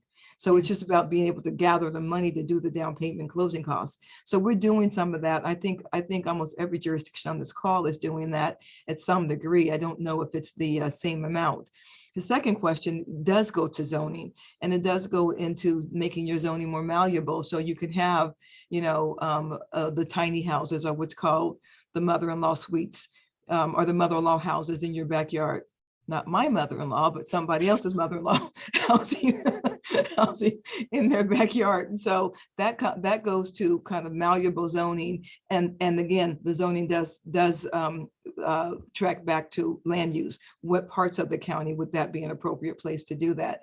And it also speaks once again to just being creative in your thinking and how we talk about getting that attainable housing. And truthfully, I very rarely say the word affordable housing. I say unmet housing need or attainable housing, because unfortunately the word affordable has a certain kind of connotation to it that it's just hard to, instead of trying to change the whole world, how they see that word, I just change the words we're talking about.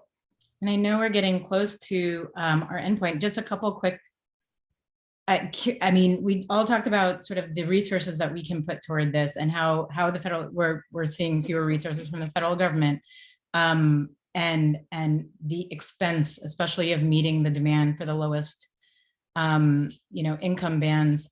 I mean, how, you talked about 6 million there. I know Fairfax, you guys have, allotted money toward the 10,000 housing goal, new fund in Prince George's. How I'm assuming some of the help has come from stimulus funding the last couple of years through the pandemic.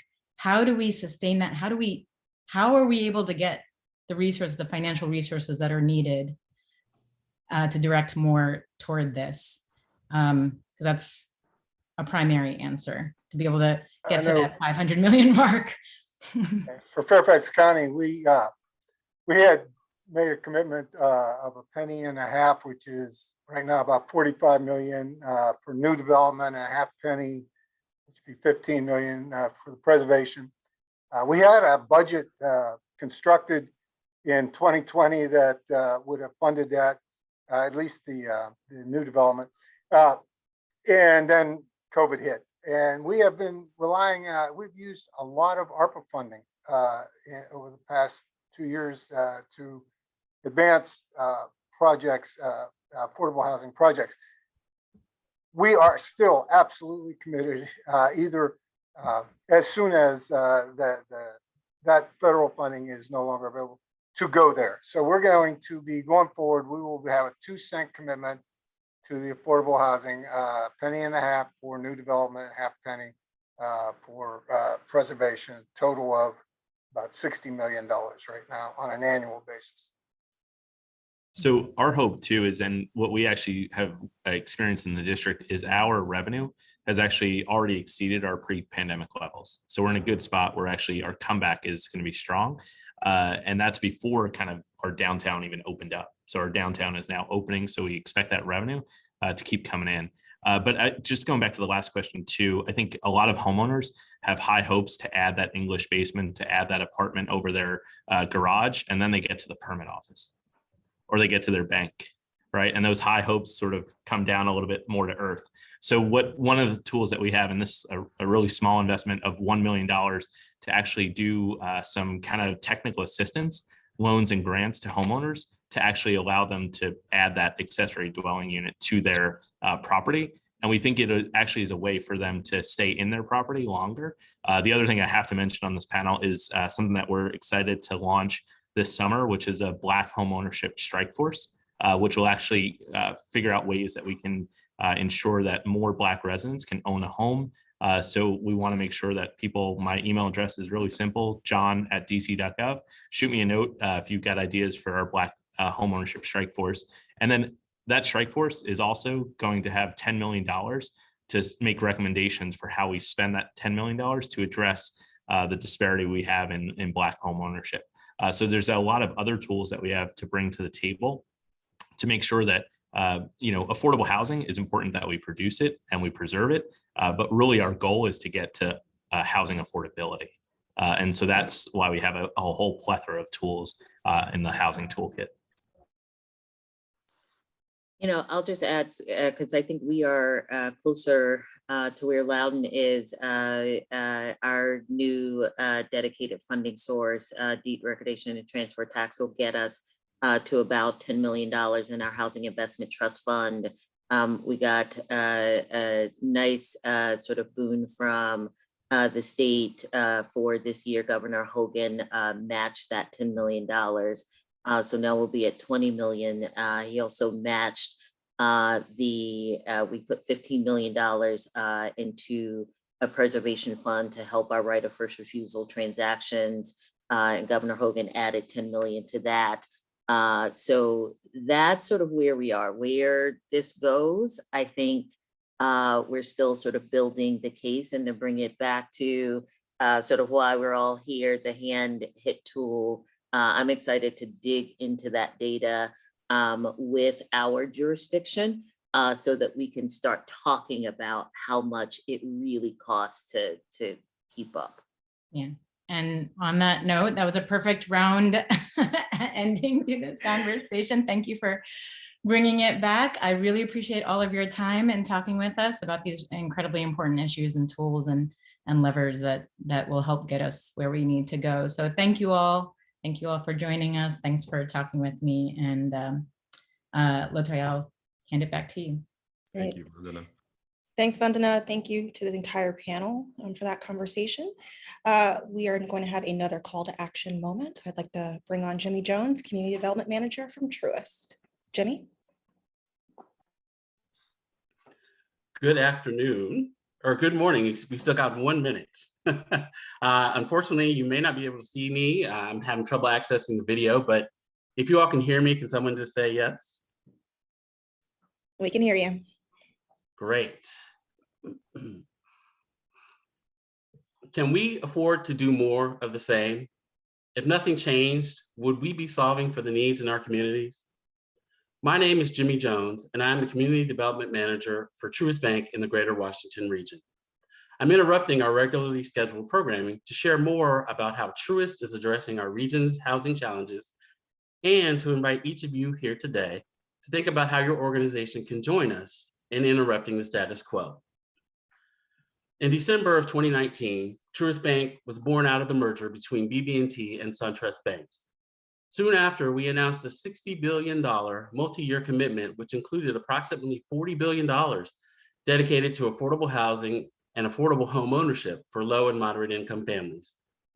Some of the local highlights that this commitment produced includes $300 million in local low income housing and new market tax credit financing deals, as well as the addition of closing cost assistance grants and affordable mortgage products.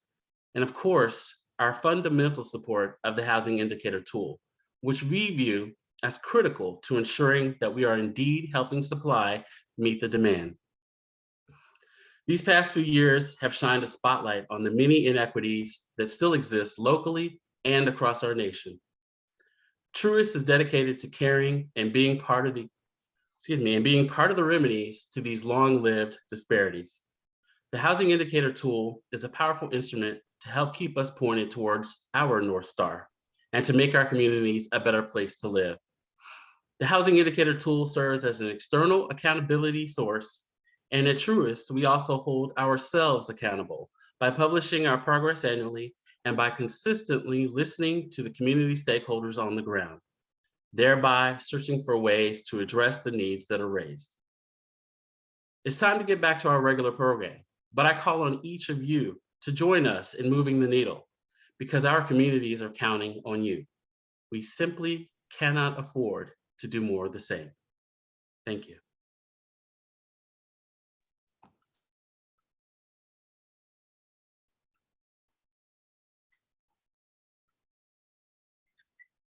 Thank you, Jimmy. You know, Han is often asked why we spend a lot of time preaching to the choir. And I think the discussions we've had today answer that very question. You know, our board of directors, our staff, and all of our members believe we can meet these targets, but I can't stress enough that it will take all of us leaning in, being very innovative in how we leverage our resources and our influence in supporting the jurisdictions in meeting these goals. The same way our communities are organizing and making their agendas clear to our ecosystem, HAM members have to be organized and aligned around a shared North Star and how we're going to support and work collaboratively with our government partners and the communities we're here to support in honoring this commitment. I thank you again to all of our members and partners who've carved space to stand with us today for this important conversation. Please do not hesitate to reach out to HAND if you would like for us to come out and speak with your stakeholders about the tool. We also encourage you to contact us if you have ideas and additional calls to action for activations in your community. We can do this. And as Angie Rogers noted in this last panel discussion, let's walk boldly into achieving our regional housing targets. Thank you so much and a great day to all of you.